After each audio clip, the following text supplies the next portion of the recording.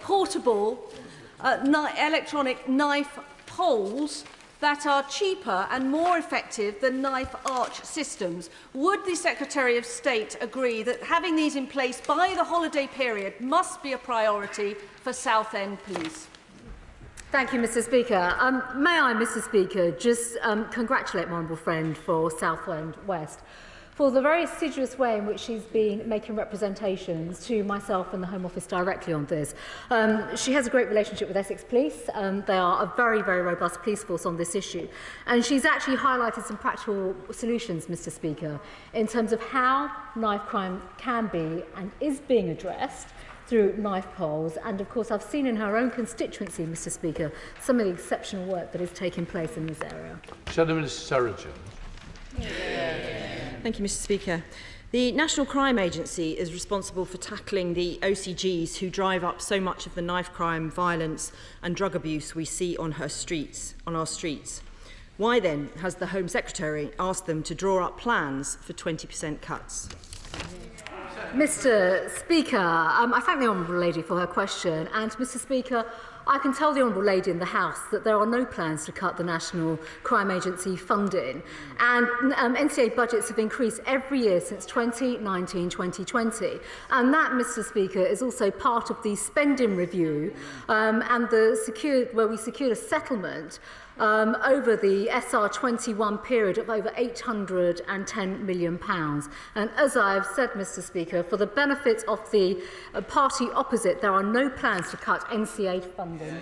Robert Lagan.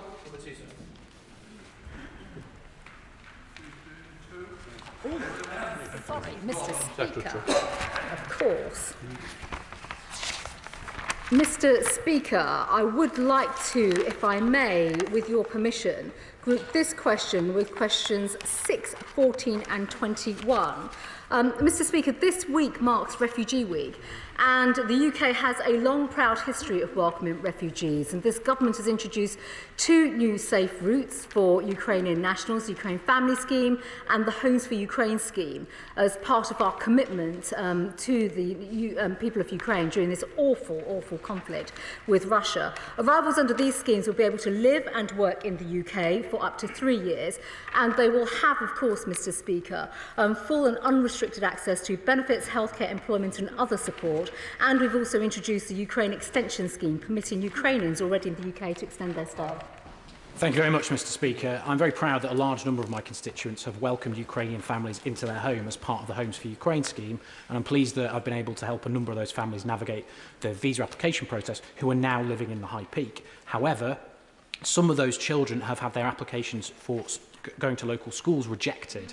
So can I urge the Home Secretary to have urgent conversations with the Department for Education so that we can solve this issue, so that children who are here fleeing a war zone are able to continue their education? Well, Mr. Speaker, my honourable friend raises a very, very important point, and actually, if I may, on behalf of all of us in government, I do want to thank and commend all members of the British public that have been supporting our schemes.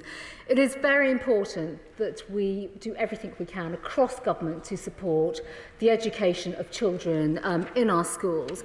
And if I may, Mr. Speaker, it was actually in April the Secretary of State for Education has been in touch with every single local authority and directors of children's services and chief executive officers, very much clearly outlining the requirements on schools, the funding that is coming from government as well. But I, of course, will pick up any particular points that he has from his own constituency and raise them directly. Mr. Speaker, will my right honourable friend agree with me that our compassionate approach to refugees from Ukraine, Syria and Afghanistan can only be maintained with public confidence if we are also robust in dealing with illegal channel crossings and the human traffickers who peddle in human misery? Well, Mr. Speaker, my honourable friend is absolutely correct, and it is absolutely about deterring those dangerous crossings and also deterring the people smugglers and carrying on with the very long-standing and assiduous work that is taking place, yes, through our intelligence and security services, our crime agency, but also upstream. This is about public confidence in the system, and we are a generous country, and to maintain that, Mr. Speaker, this also means that we take action so that we can be fair to those that do come to our country, but firm on those that, quite frankly, are exploiting our country. Thank you, Mr. Speaker. Over 70 Ukrainians have now found a place to call home in the safety of the Scottish borders through the UK Government's Homes for Ukraine scheme. But can the Home Secretary tell the House what support it is offering to local authorities in Scotland to assist their new residents? Mr. Speaker, my honourable friend raises a very, very important point about local authority support. This is a whole-of-government effort, and it's a UK-wide effort as well, in terms of support for families and the Home for Ukraine scheme. And with that, the government has been very clear, and it's the Department for Levelling Up and Communities, in terms of funding of over £10,500 per person arriving under the scheme through DILARCH, but also ensuring that we are supporting local authorities, making sure the scheme is fair and equitable, and in addition to that, Mr. Speaker, ensuring that local authorities are undertaking all the necessary checks and safeguarding provisions that are required. Janet Davis. Thank you, Mr. Speaker. Last Wednesday, I was honoured to welcome my constituents Mark Rumble and Lucy Needham to Parliament alongside Alina, the Ukrainian refugee that they are hosting. Mark and Lucy praised the ease and the speed of the actual visa application process, but did raise some concerns that they were given very little information about how to support Alina in settling in on things like registering with a GP and completing her biometric checks and getting a national insurance number. Would the Home Secretary consider Mark's suggestion of producing a clear and comprehensive welcome pack for every Ukrainian refugee so that they and their host families can ensure the refugee settles in as quickly as possible? Raises actually an important question, but actually some practical points that are constantly being addressed through this scheme. And there have been welcome points, welcome packs that have been provided. And if I may, Mr. Speaker, particularly with the Department of Levelling Up, local communities and education and others, health too, through local authorities, they have received support and guidance from central government in doing this. I do want to thank her constituent for what he's doing and the suggestions. Much of this information is on gov.uk, but if there's more that we can do, and it sounds as if there is, we'll absolutely join this up and I'll pick this representation up directly. Select Committee, Dame Diana Johnson. Thank you, Mr. Speaker. Last week, the Home Affairs Select Committee met with Ukrainian MPs who told us that they'd had to travel 11 hours to get their visa from the visa application centre in Poland, and then had to travel 11 hours back, and then again to have the visa stamped. But what they wanted me to ask the Home Secretary was about young people, children, travelling with grandparents and older siblings are not eligible for visas under the Home for Ukraine scheme, and whether the Home Office would look at that again, because all the necessary paperwork is there to ensure those children are travelling with their parents' consent. Yes, well, Mr. Speaker, if I may, the Right Honourable Lady has raised, and if I may, many honourable and right honourable colleagues have raised this point as well over recent weeks and months. We are absolutely looking at this, and there is a lot of work taking place across the, not just the Home Office, but with the Refugee Minister and also the Department for Local Communities on the safeguarding aspect. We are going to make changes, and if I may, Mr. Speaker, without preempting any of those right now, there's a lot of work taking place, primarily because the focus has to be on the safety and the well-being of these children. We have to ensure that they get here in the right way and they're supported. But if I may, we will come back and report back on this, because there is a lot of work taking place on this right now. Jamie Stone. Thank you, Mr. Speaker. The small village of Golspie in Sutherland will shortly be hosting 7 families from the Ukraine. There's no lack of people in the Highlands volunteering to put up these good people, and they're getting as far as the UK, but they seem to be getting blocked in hotels and not getting to the families in the Highlands. Could I ask the Home Secretary to talk to the Scottish Government with a view to sorting out this logjam? Mr. Speaker, absolutely. And if the Honourable Gentleman would like to share any particular details with me on this, where the barriers are, we'll definitely pick that up, because the whole point about Homes for Ukraine and the work across the whole of government is that where there are bottlenecks, we absolutely must unblock them and ensure a safe passage, but also that people are welcomed in the right way, and importantly, so that they can be settled and their needs are met as soon as they come to our country. Emma Hardy. Thank you, Mr Speaker. Further to the point from my right honourable friend, my constituent contacted me on the 9th of May regarding a child trying to enter Ukraine with a legal guardian. Now, her visa is being blocked because she's been classified as an unaccompanied minor because she's travelling with a legal guardian and not a parent. I have tried to raise this. My office have raised this with the Home Office. I've written directly to the Secretary of State. Please, can she look into this case urgently? Well, Mr Speaker, if I may, I will pick up directly following questions today on this case. And as I've said, there are some measures literally coming together now on this because we have to do this in the right way, but I will come back to her. Ellie Reeves. Thank you, Mr Speaker. On Friday, when I visited my local food bank, I met a young woman who had fled Ukraine with her 2-year-old son. While she is waiting for her universal credit payments to come through, she's been left without anything, and she was queuing to get food and nappies. How can this be right when they have fled the horror of war? What will the Home Secretary do with the DWP to ensure that every Ukrainian refugee who arrives here gets the support that they need immediately? Mr Speaker, the Honourable Lady has raised a very, very serious case. But not only that, some of the challenges that people are facing. Now, she's asked me directly, what will I do with DWP? In fact, there's a cross-government task force on this, bringing all government departments together. It's not just DWP. The Honourable Lady has already heard me speak about the Department for Levelling Up in local communities, the money that has gone directly to local authorities to support individuals. If I can, post questions, pick up with her directly on this case, we will follow that up. But I also think she has illustrated how the system does need to come together at a local level. SNP spokesperson Stuart C. MacDonald. Thank you, Mr Speaker. It was indeed a great privilege to join the committee chair last week in meeting Ukrainian MPs who had actually arrived in London after meetings in Dublin. But given nobody had checked their passports between visa-free Ireland and here, they quite rightly asked, how on earth can the UK's visa scheme possibly be justified on the grounds of security when Ukrainians can properly travel to Ireland visa-free and then onwards to here? And can I emphasise, Mr Speaker, their main concern was this lack of policy to ensure that children accompanied by relatives other than parents can come to the UK. I recognise the Home Secretary said this is being looked at, but I understand the policy has been promised for some time now. Can we get this urgently? Mr Speaker, in answer and response to the Honourable Gentleman's latter point, it is absolutely being worked on urgently and it is across government departments right now, which is why it has taken some time to come together, but we will report back on this. On the issue of travelling from Ireland, if I may, Mr Speaker, as we've debated in this House many, many times, it is right that we hold up the integrity with checks in our systems, and that is something that this government has done consistently for all overseas nationals coming to the United Kingdom. That has applied consistency even during the Afghanistan crisis, and that is this government's policy. Robin Moore. Mr Speaker. Mr Speaker, with your permission, I would like to group this question with question 19.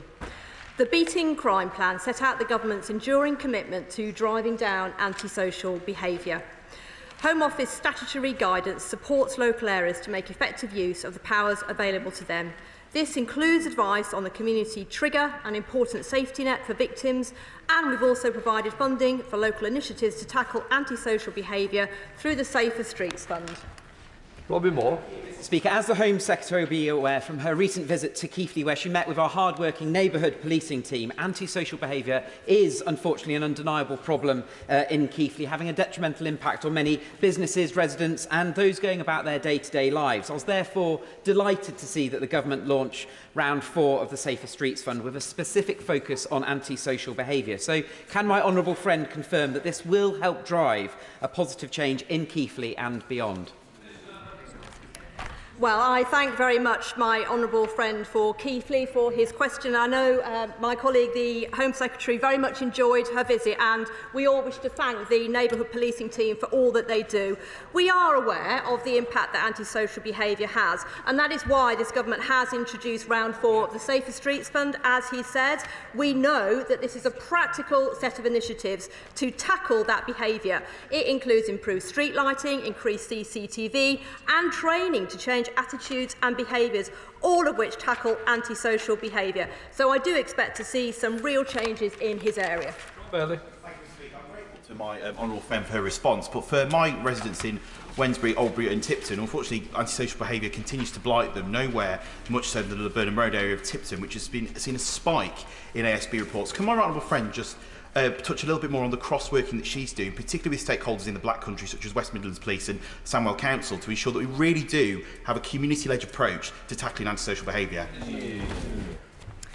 Well, Mr Speaker, my honourable friend is absolutely right that this is a multi-agency and a community approach. Yes, of course, the police are responsible for tackling and dealing with antisocial behaviour, and that is why we are providing £695 million funding to West Midlands Police, an increase of £40 million funding, and of course they've been able to recruit over 1,000 additional officers. But it is also the case that we have provided the police with additional powers, and it's vital that police work with their local police and crime commissioner and other agencies responsible for this behaviour. We now go to Kerry McCarthy.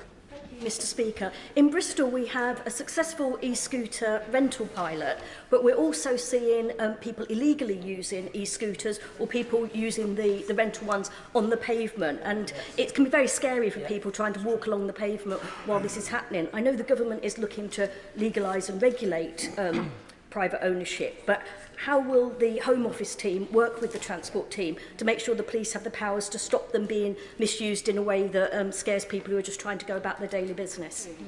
Minister. Well, the Honourable Lady, Mr Speaker, speaks of an issue that both she and I have some experience of. We were formerly in, I was formerly in the Department for Transport and she was my shadow. So I know very well that the Department for Transport are actually introducing new legislation to deal with some of these issues. But until that's on the statute book, it is the responsibility of the police to deal with this. They have clear guidance. It is very clear that riding an e-scooter on the pavement is illegal under all circumstances. We welcome new forms of transport, but of course they must be introduced safely and ridden responsibly. Yeah, we now come to Shadow Minister Naz Shah. Thank you, Mr Speaker. The member for Keighley is right to ask that what the government is doing to tackle antisocial behaviour. In his local constituency, the total recorded crime went up by 59% from 2011-12 to 2020-21, which just highlights the Conservative government's track record, a damning one at that. No wonder crime is up, but action on antisocial behaviour is down, since his government have taken out 7,000 neighbourhood police officers. So if this 1,000 that the Minister just mentioned doesn't quite cut it, that's a cut of 30%, Mr Speaker. So can the Minister tell the House why this government doesn't believe in neighbourhood policing, as it has clearly given up on neighbourhood policing with the cuts it's done? The Honourable Lady is completely wrong in the contention that she's put forward to the House. This government has introduced the Beating Crime Plan, which puts antisocial behaviour at its heart. And this is the government that is increasing funding to the police, bringing more officers onto the streets to tackle this and other issues. I would remind her that her area in West Yorkshire has 589 additional officers, and we've increased funding by £31 million. It is for local police and crime commissioners, including the Labour Mayor of West Yorkshire, to use the funding and the powers that they've been given to tackle this issue. Question number 4, Mr Speaker. Thank you, Mr Speaker. And with your permission, I would group this question with number 15. Mr Speaker, our national security is the first responsibility and priority of the government, and we're ensuring that our world-class security and intelligence services and counter-terrorism police are supported in their work with the tools and the legislative framework they need to keep us safe, and I take this opportunity to pay tribute to them for all that they do. Thank you, Mr Speaker. When it comes to the Rwanda policy, the party opposite is all over the shop. The left hand doesn't know what the far left hand's doing. The other day, the leader of the opposition spokesman said that they couldn't rule out maintaining this policy, while the shadow immigration minister told the BBC that they would definitely scrap it. So while the Labour Party works out if it has a policy at all, can I ask my right honourable friend for an assurance that we will be working to break the vile model, business model of people traffickers by making sure Rwanda flights get off the ground soon? Well, Mr Speaker, I thank my honourable friend, and he is quite right that from the opposition, yes, we hear plenty of opposing. We do not hear much proposing. We hear people who complain but do not have a plan. Our partnership, Mr Speaker, with Rwanda is strong, and it supports a proportionate, humane approach, and we are determined to deter the wicked people smugglers with the great damage they bring to human life. Paul Holmes.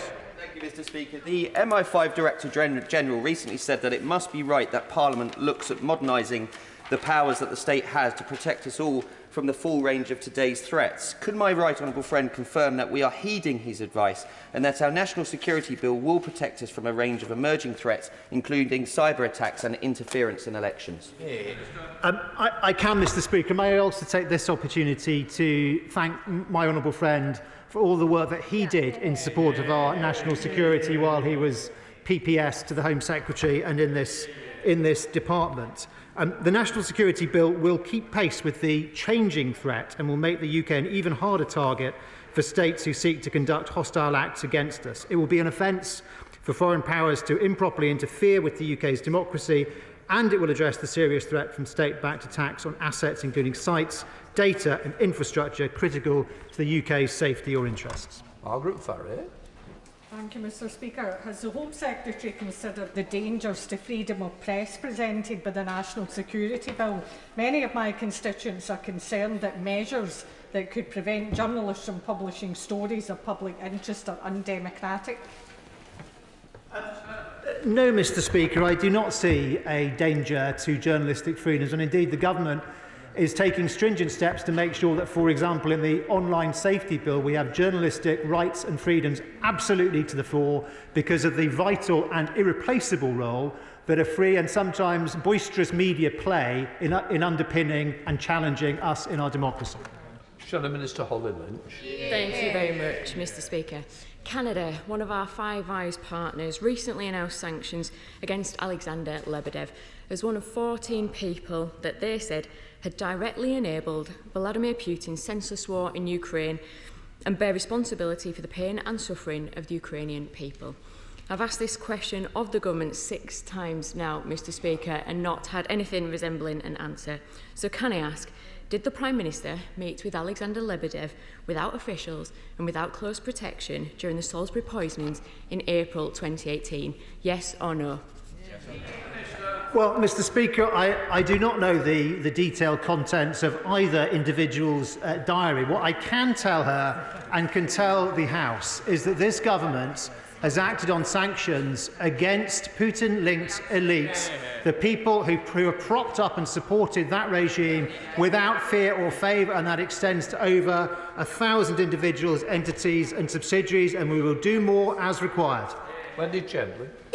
Mr Speaker, there's a severe shortage of care workers around question 5. Yeah. Minister.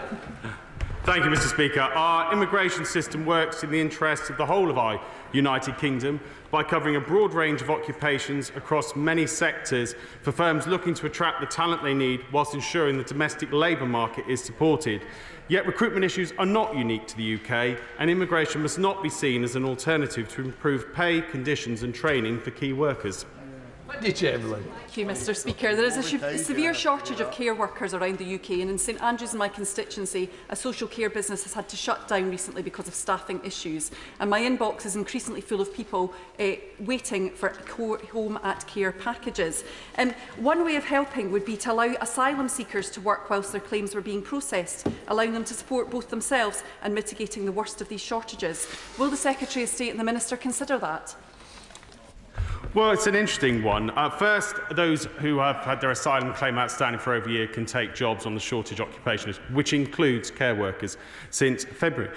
Although one of the slight issues, of course, until very recently, 31 out of 32 local authority areas in Scotland, including her own, refused to be part of the dispersal accommodation system. Now we've made the change to full dispersal, some of those people actually living in these areas. Dr. Julian.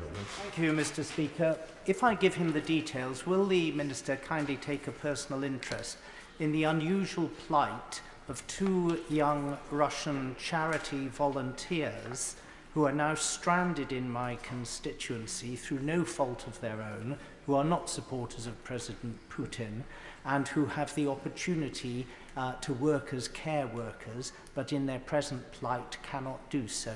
They can't be the only people caught up in a situation like this, and I'd be very grateful if the government would look sympathetically on their plight.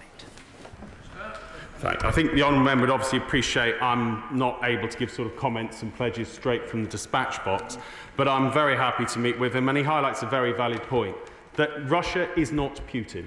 Putin wants to say he embodies everything Russian. He does not. There are plenty of Russians who have suffered under his regime and are vehemently opposed to his illegal and disgraceful actions in Ukraine. Thank you, Mr. Speaker. The reality out in the country is labour shortages across multiple sectors. 1.3 million job vacancies, the most persistent post-pandemic drop in employment in the G7, operations not being carried out in our hospitals, restaurants, the hospitality industry unable to recruit staff, drivers, a shortage of drivers to drive produce around the country. Why will the Minister not act pragmatically and immediately, have more work visas where there are shortages, lift the ban on asylum seekers from working, and have an independent review on the impact of ending the freedom of movement? Well, thank you, Mr. Speaker. I think first the honourable member might benefit from taking some time to look at the labour markets across most of the developed world, including the European Union, and see that many shortages in things like hospitality are not unique to the United Kingdom. I also find it interesting his calls for resurrection of free movement, given what we understand might be his party's emerging policy. Greg Clark. Number 7, please. Thank you, Mr. Speaker. UKVI is prioritising applications in response to the humanitarian crisis caused by the invasion of Ukraine. So applications for other visas are taking longer to process, particularly when combined with surging demand globally for visitor visas. We understand the impact of delays to customers, so resources are being returned to focus on visa routes impacted by these prioritisation decisions, with a focus on visit, work and study routes. We will also prioritise any compelling or compassionate cases. Greg Clark. Speaker, I recognise the extraordinary efforts that his department has made to process tens of thousands of visas for Ukrainians, and I pay tribute to the staff that have based themselves in Portcullis House to provide updates to members on that. But my office is dealing with many applications from people from other countries, such as Afghanistan and India, and they're not getting the updates and the information that those applicants from Ukraine are getting. So would the Minister consider applying some of those positive lessons to make sure that other applicants at least can know that they're not being forgotten and get updates on their cases? Well, thank you, Mr. Speaker, and I thank the honourable member for the way he puts his question. I know the team at Portcullis House will appreciate the praise he's given. We're certainly looking at, one, the learnings from the hub-style approach we've had at Portcullis House, which I think has been very useful, and feedback from across the House has been very positive about its ability in terms of chasing up casework for members. But also, as we modernise our immigration system, how we can move towards the type of experience that people are already seeing on some of our modernised routes, for example, skilled worker and EEA nationals apply via AUK2, which provides a range of updates automatically rather than people having to ask for them. And similarly, what we can then do in terms of applying that in terms of where, for example, honourable members are in touch or where customers are in touch as well. Certainly our progress in the future is to look at much more being automated and a lot less people having to request an update. Richard Thompson. Number 8, Mr. Speaker.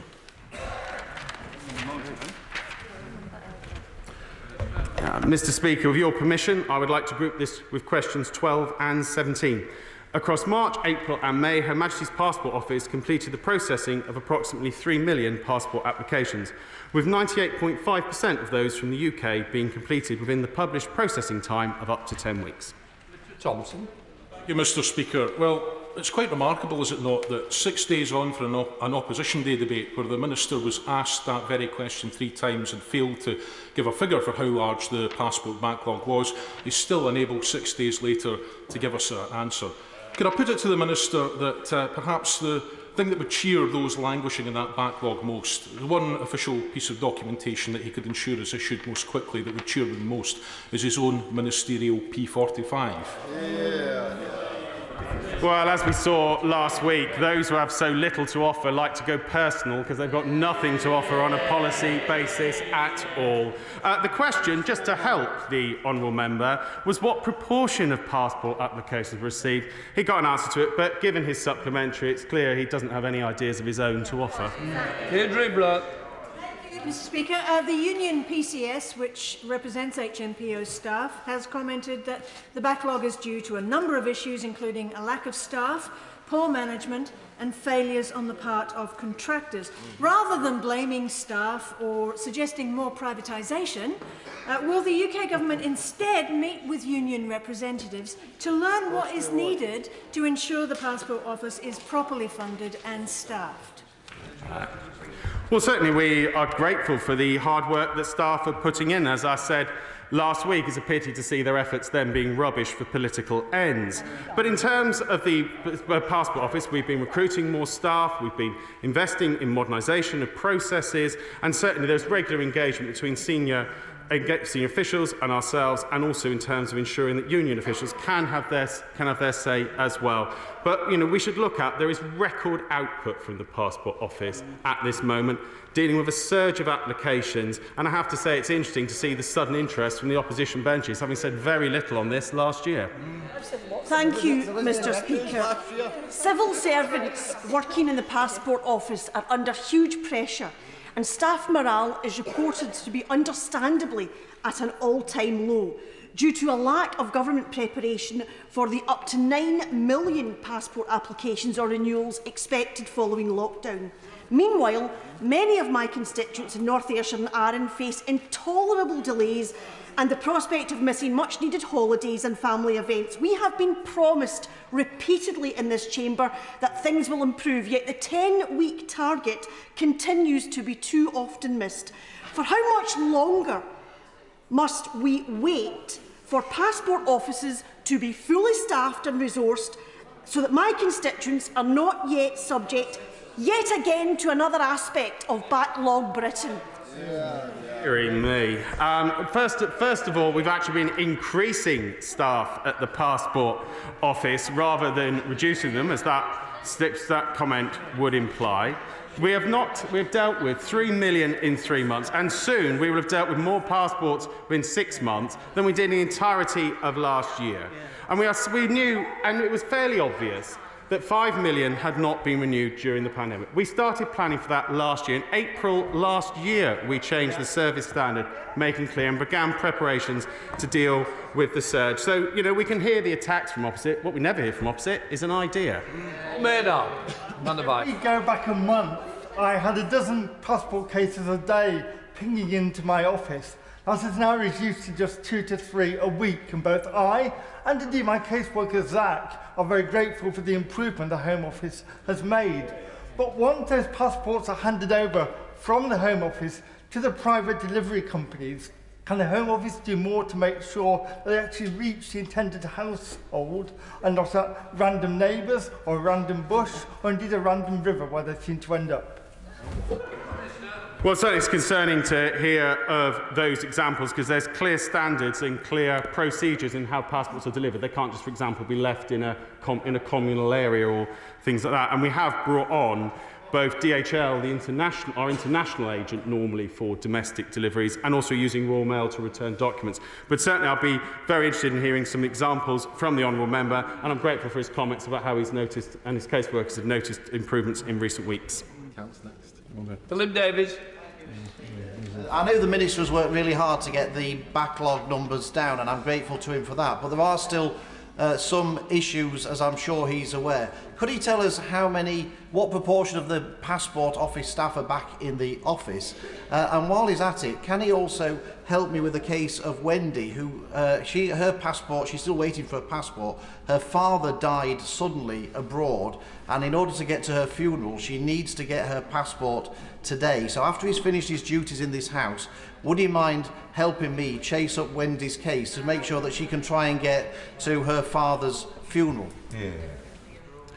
Well, I thank the Honourable Member. As we've said a couple of times at the dispatch box before, those who, they certainly have had people back in the office for quite some time in the passport operation, but certainly in relation to a case like the one he's just outlined from his constituent, we're certainly very happy to expedite where there are reasons for travel that are both compelling and compassionate. We're obviously very sorry to hear the bereavement that Wendy has suffered, and certainly we'll be happy to look at how we can get the passport expedited for her. Very sure. Number 9, Mr. Speaker. Thank you, Mr Speaker. Home Office staff, Mr Speaker, can be proud of the work they do to keep our country safe, but also in terms of the great deal of operational work, Mr Speaker, we've just been discussing in this chamber. The Home Office has launched a 5-year plan to deliver engaged, motivated and productive workforce, including new efficiencies, new technology and also how to support staff to improve performance. Mr Speaker, that sounds very impressive until you come to my part of Yorkshire, West Yorkshire, where I talk to the police, I talk to probation, I talk to the prison staff, I talk to firefighters. Their morale is rock bottom.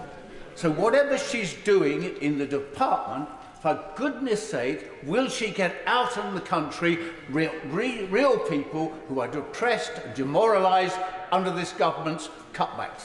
Speaker, if I can politely say to the right honourable gentleman, getting out about the country is not an issue for me, as I meet police officers, fire workers, representatives from local councils, local authorities, all our partners that we work with, that cut across the criminal justice system, Mr Speaker, as well, and also do a great deal of work with victims and others to keep our country safe, but also to deliver vital public services.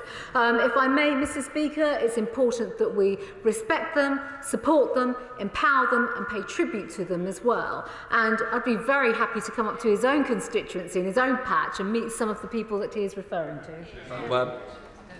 Question number 10.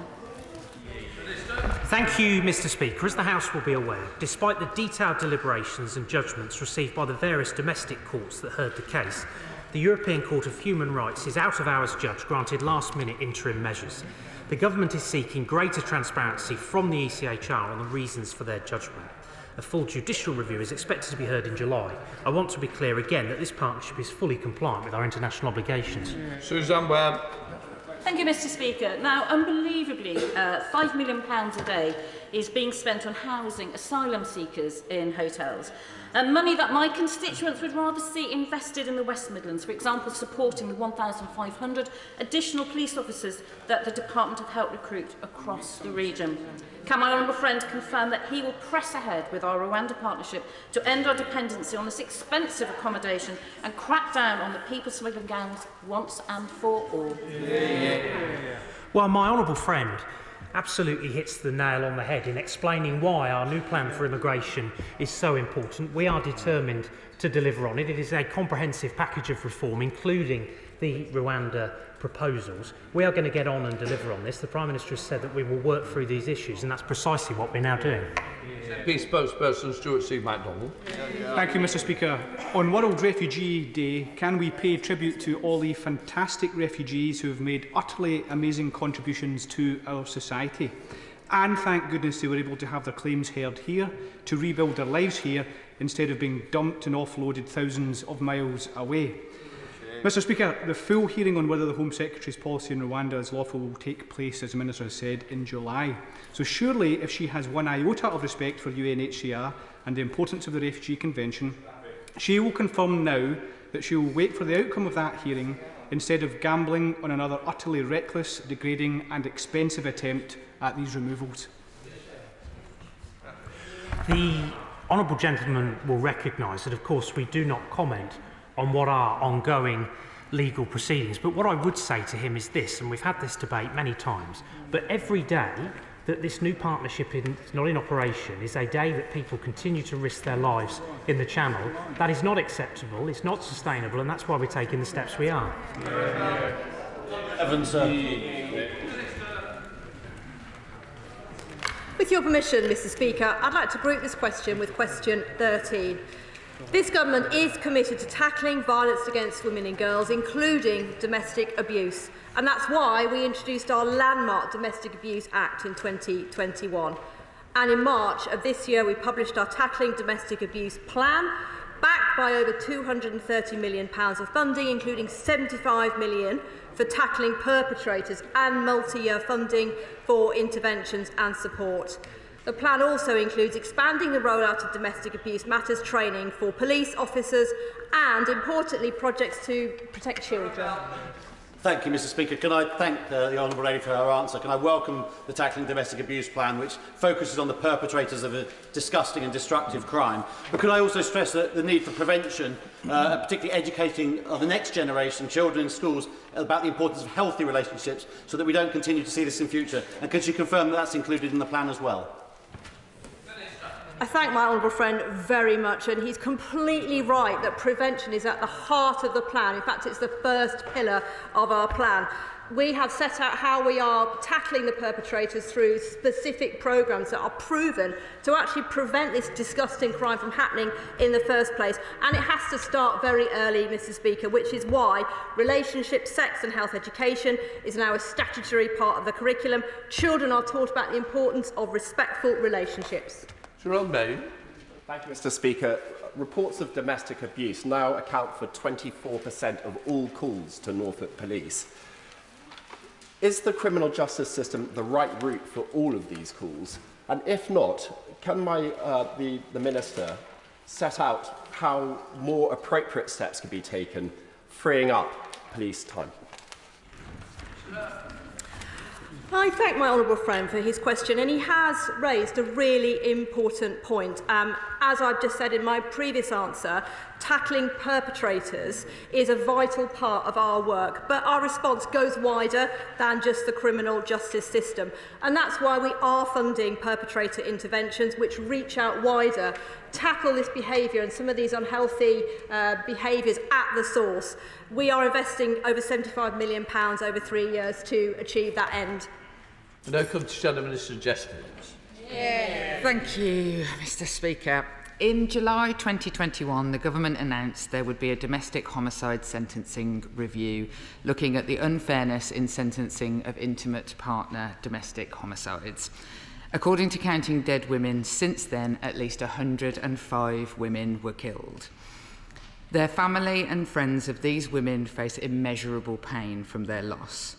So, I want to ask, where is the domestic homicide sentencing review now 6 months late?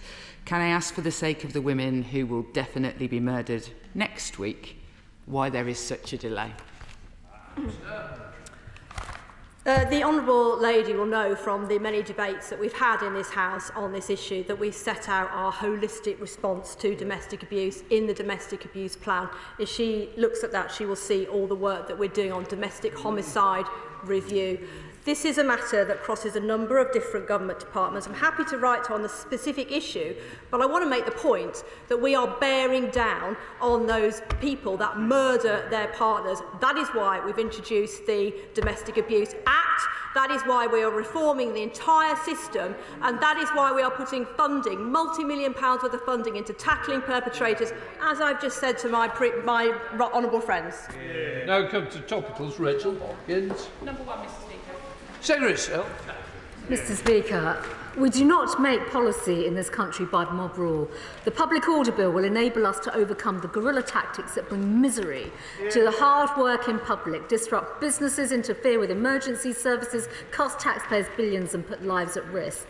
The Public Order Bill will also stop protesters targeting major transport projects and infrastructure and introduce new criminal offences of locking on and going equipped to lock on.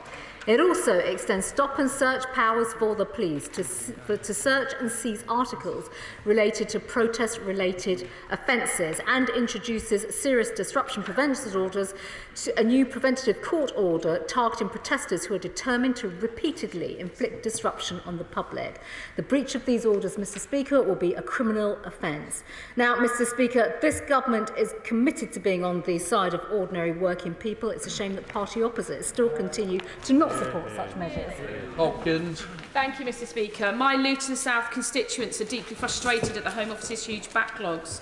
My office is currently waiting for responses from the Home Office for 35 passport cases, 21 asylum cases and 45 visa cases, with visa applications going back to the start of the year. So with proposals to cut the number of civil servants by 20% on the horizon, How will the Secretary of State fix this mess that her government has created? Well, Mr. Speaker, if I can, in response to the Honourable Lady, in fact, the Minister has already just spoken about passports in particular and spoken about the number of staff that have been recruited, contrary to her comments in terms of support. And also she'll recognise that when it comes to visas, the entire government prioritised the Ukrainian visa scheme above other visas. And of course, that has now been switched over to ensure that all applications are being processed in good time. Secretary Cooper. Thank you, Mr. Speaker. New analysis today shows in half of communities no burglaries have been solved in 3 years. Meanwhile, the proportion of all crimes reaching court has plummeted to 5.8%. Why is this Home Secretary letting so many more criminals off? If I may respond directly to the Honourable Lady. First of all, Mr. Speaker, the reports today are deeply troubling around burglary statistics, and in fact, working with the MPCC, we are effectively getting more detailed information, force by force. But I would like to remind the Honourable Lady that burglary is down by 24%, and neighbourhood crime is down by 33%, and vehicle offences are down by 28%. And with that, Mr. Speaker, it's worth highlighting, in fact, I'd like to thank some of the outstanding Conservative Police and Crime Commissioners, for example, for Bedfordshire and Nottinghamshire, who have effectively pledged and have specific operations to target burglary within their regions. So I'm glad burglaries fell in lockdown, but they are now going back up, and overall crime is 18% higher and prosecutions are 18% lower on her watch. This is the first time in 25 years that any Home Secretary has presided over both such a big rise in crime and a big drop in the charge rate. So how does it feel to be responsible for the weakest government performance on crime in a quarter of a century? If I may, for the education information for the Honourable Lady, if I may restate to the House, burglary is down by 24%, neighbourhood crime is down by 33%, vehicle offences are down by 28%. But, Mr. Speaker, I appreciate the Honourable Lady doesn't want to hear the facts, and she struggles with listening to facts and grappling with factual information and data.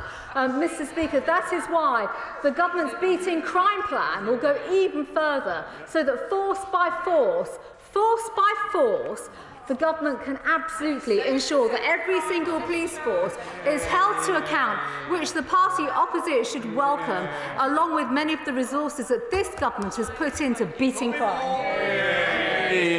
Whilst I know that over the last few weeks there has been significant improvements in dealing with passport applications, I'm still dealing with a few outstanding cases where constituents are waiting beyond the 10-week period. So could the Home Secretary just provide some further reassurance to me and my constituents that we'll be able to deal with their cases and get them completed as soon as possible?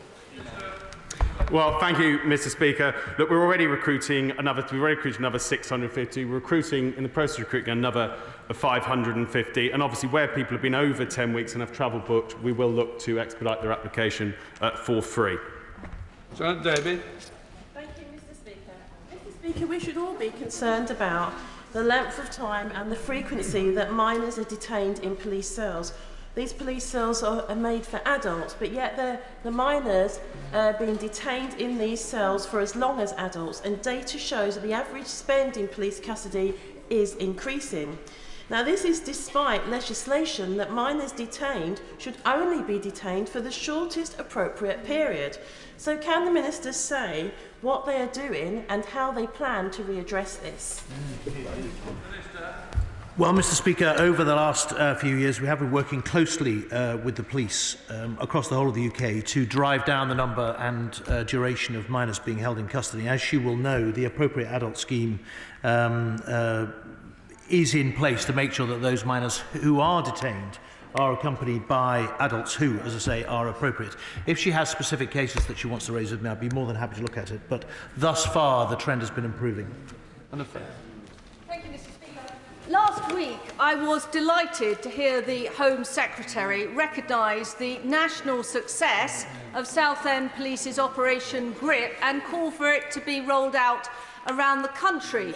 Would she agree that Southend Police's Operation Union, which adopts an events mindset to policing our seafront, should also be rolled out nationally, especially to coastal areas?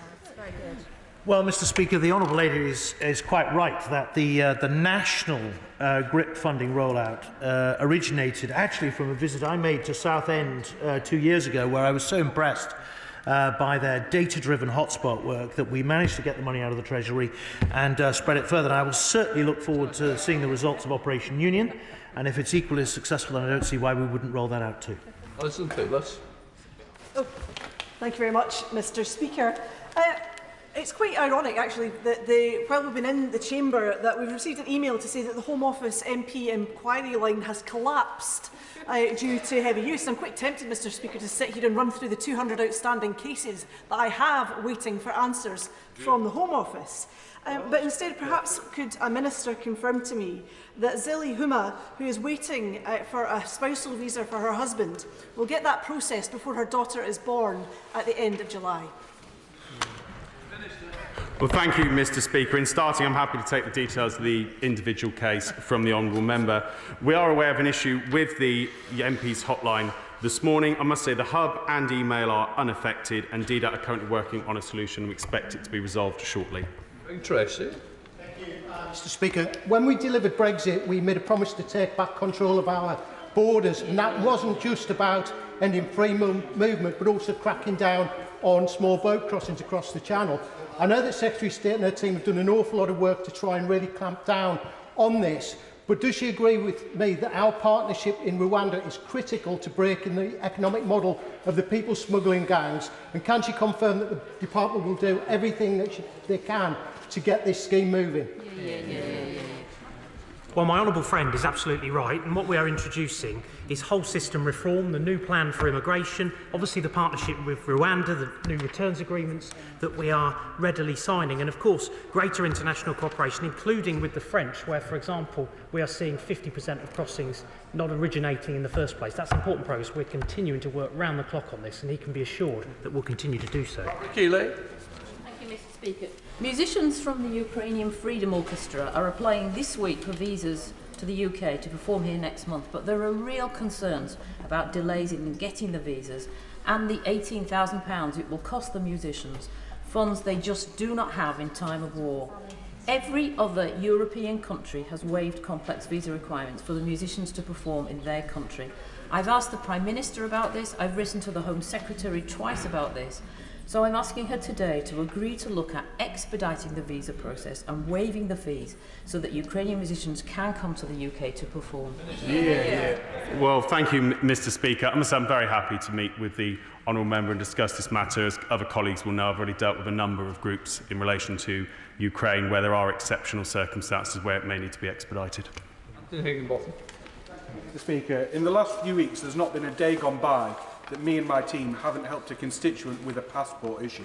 And whilst most of those have been resolved, it shouldn't take the intervention of someone's Member of Parliament to get their passport. So could I ask whether the Home Office would consider bringing back the old British visitor's passport, which was issued by post offices for a 12-month period to help reduce the backlog?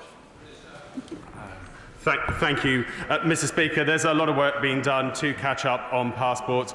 I think it's safe to say going back to a system that I think was fundamentally paper-based would bring quite a range of security issues, and not least some issues at the border, which is why it was discontinued. But certainly there is, I can reassure them, there is a wide range of work being done. And as I say, we're still doing 98.5% roughly of passports within the advertised 10-week service. Jarvis. Mr. Speaker, I was pleased to see that the Home Office finally published details of the remaining pathways for the Afghan Citizens Resettlement Scheme. But just hours later, the MOD revealed that there were still around 10,000 people left behind and eligible for ARAP, many of whom are at risk because they stepped forward to serve when we asked them to. So can I ask the Minister to say what additional capacity is going to be put into the department, both to clear the backlog of outstanding applications and to process thousands of new ones? Yeah, I can understand the honourable gentleman's concerned, certainly, to be clear, it's the MOD who process ARAP applications and eligibility, but certainly we're happy to offer what support and assistance we can from UKVI, given our expertise in that area, to help get through this. Because, like him, we do not want to see people stuck in Afghanistan who bravely stood alongside our forces. Suzanne. Speaker, British people have voted consistently for controlled immigration and the right to secure borders. Does my right honourable friend agree with me that we have heard absolutely no practical solutions from the Labour Party to combat the problems of illegal immigration? Well, it's fair to say that this plan, the plan that we are advancing, is the only credible plan to address this issue. It is comprehensive. It will end the dangerous crossings of the Channel, preserve life, get this illegal migration back under control, and of course bring sustainability to the finances around it. I have a constituent who faces losing her job with the NHS and is unable to visit a seriously ill close relative abroad because the Home Office has failed to deal with her visa request since last year. I've raised this 4 times with the Home Office urgent inquiry line and received no response for 2 months. Could the Minister look at this particular case, which I wrote to the Home Secretary about last week, and more generally at the service that the urgent inquiry line, or rather lack of service, is providing to MPs? Well, Mr. Speaker, I'm very happy to look into the individual case. Alexander Stafford. Thank you, Mr. Speaker. After repeated calls to the Labour South Yorkshire Police and Crime Commissioner to reopen police stations in our towns and villages, he has reopened a station in Edlington, population 8,000. I've been leading a campaign for the turn of a police station to Dinnington, population of 13,000.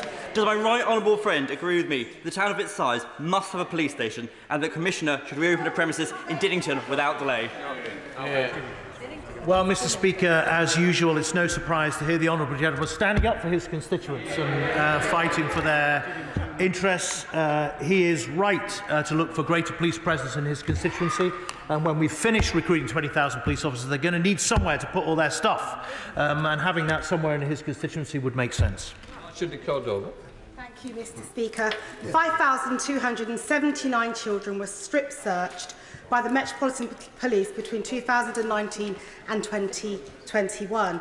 75% were from a black, Asian and ethnic minority background. Now, this data only covers children who were strip-searched after an arrest, meaning the children strip-searched will even be higher of those that were not arrested. For instance, in the case of child Q, who was never actually arrested. Now, the Home Office will only require police forces to provide this data on strip searches on a voluntary basis. So can the Home Secretary say why she will not commit to making it mandatory for police forces to produce this data? Well, Mr. Speaker, while obviously the case of Child Q was deeply regrettable, and the Metropolitan Police have offered their apologies in that case, I'm sure she will accept that there are sadly circumstances where these kind of searches of all manner of people are warranted. She raises a good point about transparency, and I know that all police chiefs across the country have it at the forefront of their mind that their legitimacy is built on public confidence about what they do, and I will certainly explore the ideas she suggests. To James David.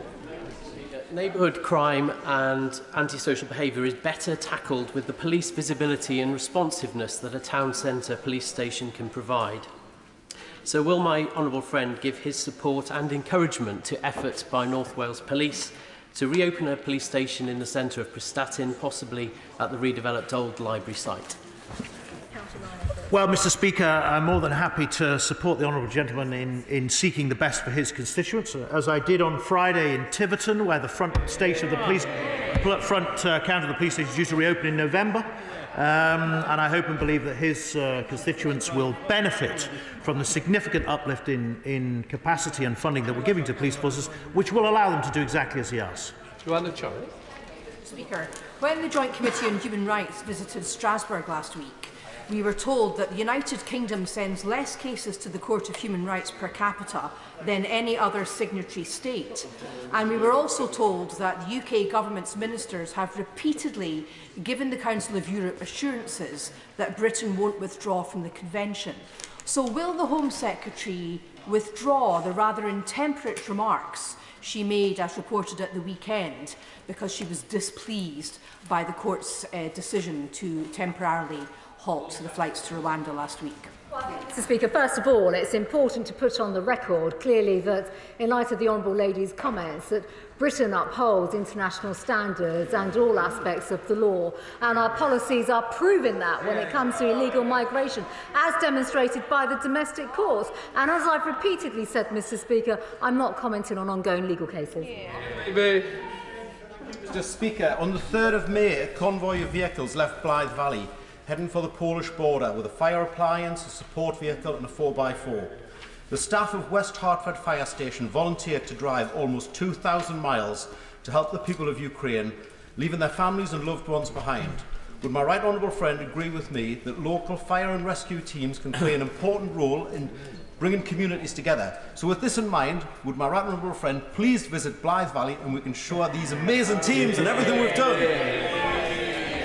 I would personally be delighted to come and support my colleague, my honourable friend, in Blythe Valley. But there is a serious point here, because over recent months, Mr. Speaker, the Fire and Rescue Service across the entire country has come together in such a compassionate way to provide essential kit and equipment to help the people of Ukraine. And I'm Thank you, Mr. Speaker. The unprecedented cuts to North Yorkshire Fire Service will result in longer response times in York, Scarborough and Harrogate. So will the Secretary of State meet with me, the Police and Crime Commissioner and the FBU to talk about these cuts and how we can ensure that fair funding goes to our fire services? Speaker, I'd be very happy to meet the Honourable Lady, and secondly, having discussed in North Yorkshire previously in a visit that actually took place last year, I've seen the incredible integrated working across police and fire in North Yorkshire and the exceptional service they do provide, particularly in the remote and rural areas, to the Honourable Lady's constituency and across the county. But as I said, I'd be very happy to have a conversation with her. Thank you, Mr. Speaker. Now then, when we had a Labour Police and Crime Commissioner and a Labour MP in Ashfield, the only thing they ever did of any note was to close our local police station. Now, since we've had a sensible Labour Conservative MP in Ashfield, we've got 2 new Operation Reacher teams, Safer Streets Fund for the New Cross area, more bobbies on the beat, but will the Home Secretary please back our latest bid to get the Safer Streets Fund for the forgotten town of Eastwood? Very conscious of the great support, and in fact I've visited my honourable friend's constituency a couple of times now and seen the police officers on the front line, but actually the way in which the community is coming together on safer streets, and I absolutely have heard his request for this particular bid. Nick Smith. Mr. Speaker, the school holidays in Wales and England start on July the 22nd. Now, there are nearly 30 million visits abroad by air in Q3, which includes those school holidays. So, to help families get away, will the Passport Office backlog be cleared by July the 22nd? Well, we've already made clear the actions we're taking, and as I say, since April last year, we've been advising people to allow up to 10 weeks for application. Although 91% of people do get their passport back within 6 weeks of applying, and the Honourable Member will also be aware that in some instances, where he talks about school trips, collective passports can be used subject to them being accepted by the country they're travelling to. Rick. Earlier in the year, Parliament repealed the antiquated Vagrancy Act, an important step on our journey to end homelessness for good. Imagine my surprise when I reviewed the Levelling Up Bill to see that the repeal was repealed and the Secretary of State was given unlimited and unspecified powers to recriminalise homelessness. I know my right honourable friend cares about this. She has been superb in supporting me and other ministers in this mission. Could I ask her to deal with this and ensure we can get on with the job of ending homelessness? Mr. Speaker, if I may, I'd just like to pay tribute and thank my right honourable friend for all his support and work in this particular area. I will absolutely reach out and speak to my right honourable friend, and absolutely we will join up on this. Thank you, Mr. Speaker. Residents in Osterley contacted me last week. They'd been suffering from months from antisocial behaviour, drug dealing and assaults, and it came to a head last week. Councillors and local police have been working together to try and tackle the issue, but their efforts are hamstrung because there just aren't enough police officers to do regular patrols in hotspots. So does the Home Secretary regret the 10 years of police cuts that leave my constituents and many others feeling unprotected? Well, Mr. Speaker, I'm quite surprised to hear that, given that the Honourable Lady is, I believe, a London MP, and the Metropolitan Police currently has more police officers on its roster than it's ever had in its history. Jill Mortimer, final question. Thank you, Mr. Speaker. My team and I too have been fighting for many hours to get a visa for a little Ukrainian girl, Alyssa. She's also been classified as an unaccompanied minor, despite her Aunt Victoria providing evidence that she is her legal guardian many weeks ago. The situation is now grave as the family's 90-day Polish visa is about to expire and the family will have to return to the war zone. This is unacceptable. I know an unaccompanied minors policy was finally agreed last week, but I fear a failure to process these applications swiftly enough, it will soon become a humanitarian emergency for this family and others like them. Can my honourable friend tell me what can be done to resolve this case, please, and finally bring this family to safety in Hartlepool? Mr. Speaker, I thank the Honourable Lady, and I know the Minister has been following up this case, so I'm grateful to her on this. I have already, Mr. Speaker, said in response to earlier questions that policy is changing on this, but she has asked for specific assistance now before. Right. We now come to the urgent question. I'll let people leave.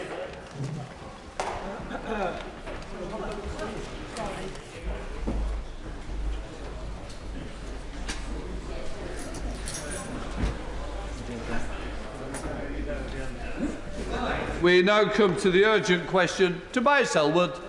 Thank you very much, Mr. Speaker. Can I firstly thank you, Mr. Speaker, for the flag-raising ceremony that you hosted today to mark Armed Forces Week. Could I ask the Minister to make a statement on UK and NATO's military commitment to Ukraine? Thank you, Mr. Speaker.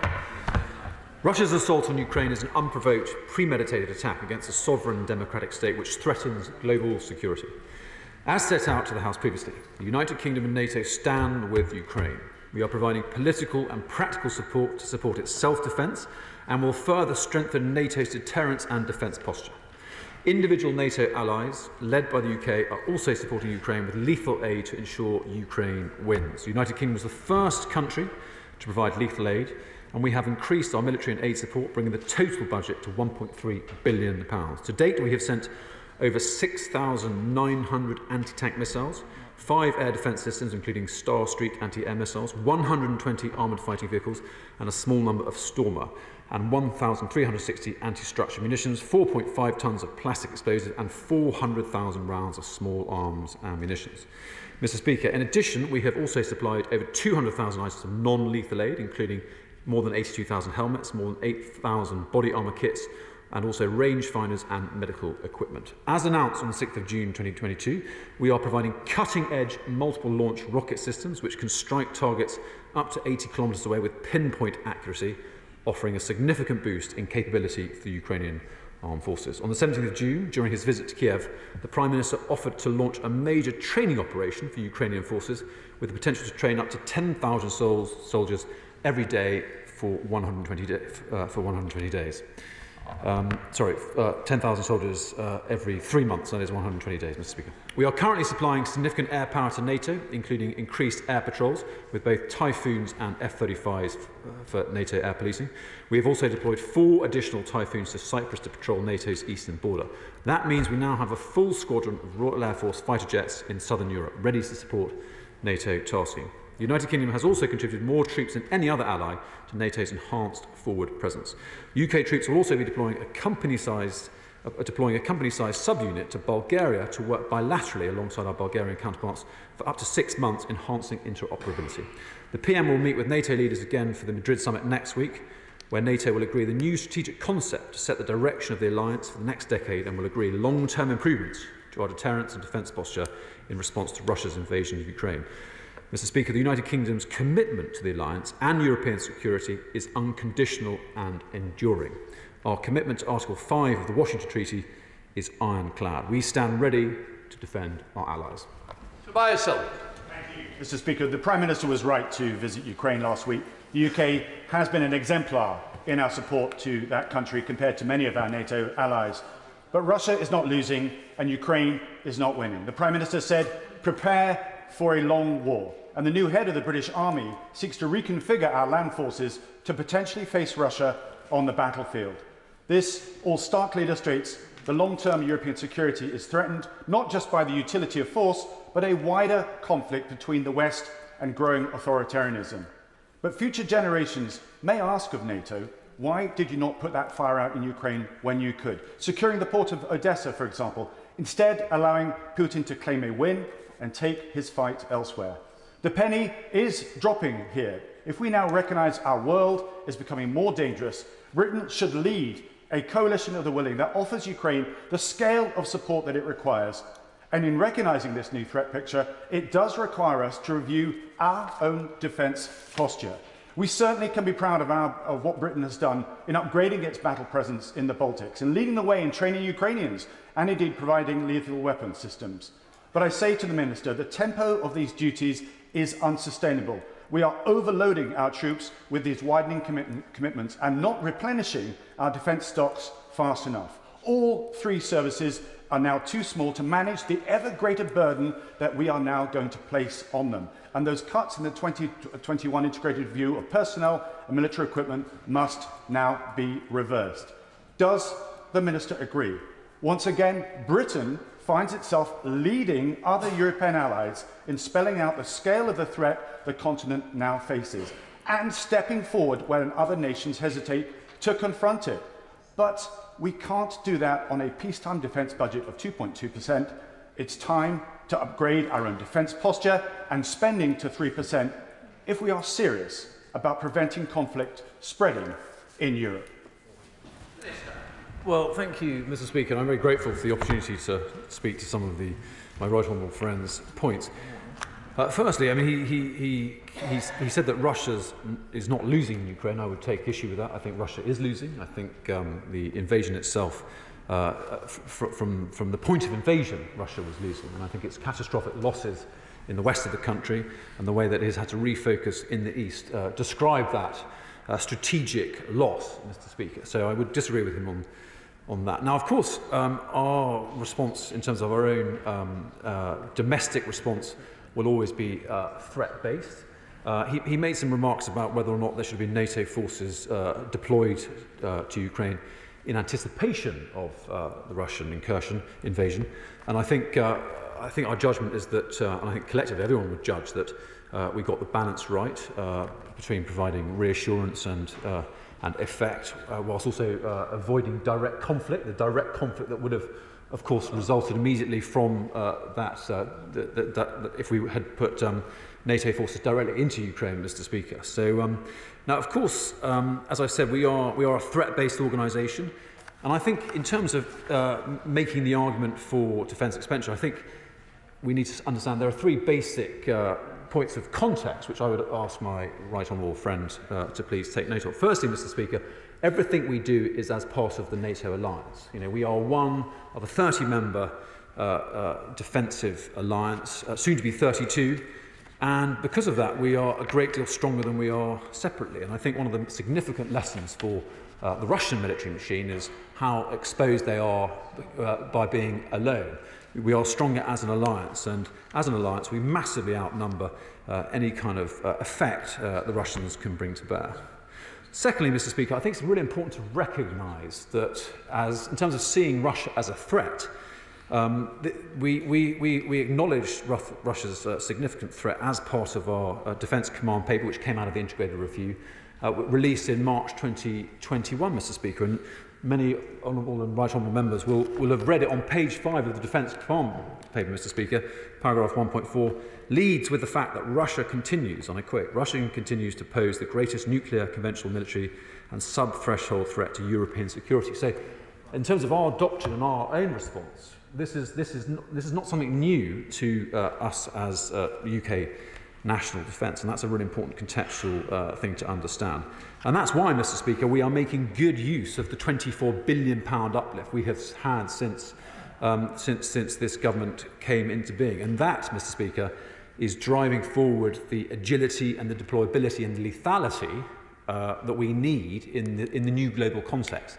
Manifold lessons, Mr. Speaker, will be drawn from the outrageous Russian invasion of Ukraine, but one of them will be about the vulnerability of armour and large bodies of troops, and about the potency of technology, remote fires, and the urgent, important, Mr. Speaker, of having a fully modernised military that is match fit in terms of technology. That is what the Integrated Review and the Defence Commander Paper is doing. We've got more money than we've ever had, £24 billion more than we would have done otherwise. We will always keep things in review, Mr. Speaker, but we should be confident that doctrinally and militarily, and in terms of kit and equipment, we are on the right lines. And come to Shadow Secretary of State, John Healey. Thank you, Mr. Speaker. Today marks day 117 since Russia began its brutal and illegal invasion of Ukraine. This is now a grim, grinding war of attrition. And NATO Secretary-General warned last week the alliance must, he said, prepare for the fact it could take years. Everything that can be done must be done to help maintain the Ukrainian military's morale, its weaponry and its personnel. And the government will continue to have Labour's full support in the military assistance it provides to Ukraine.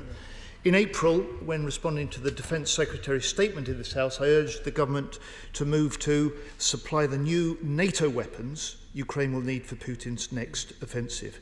In these last 2 months, what NATO standard stock has been supplied from the UK to Ukraine, and how many new contracts for missiles or ammunition production has the MOD managed now to sign and start?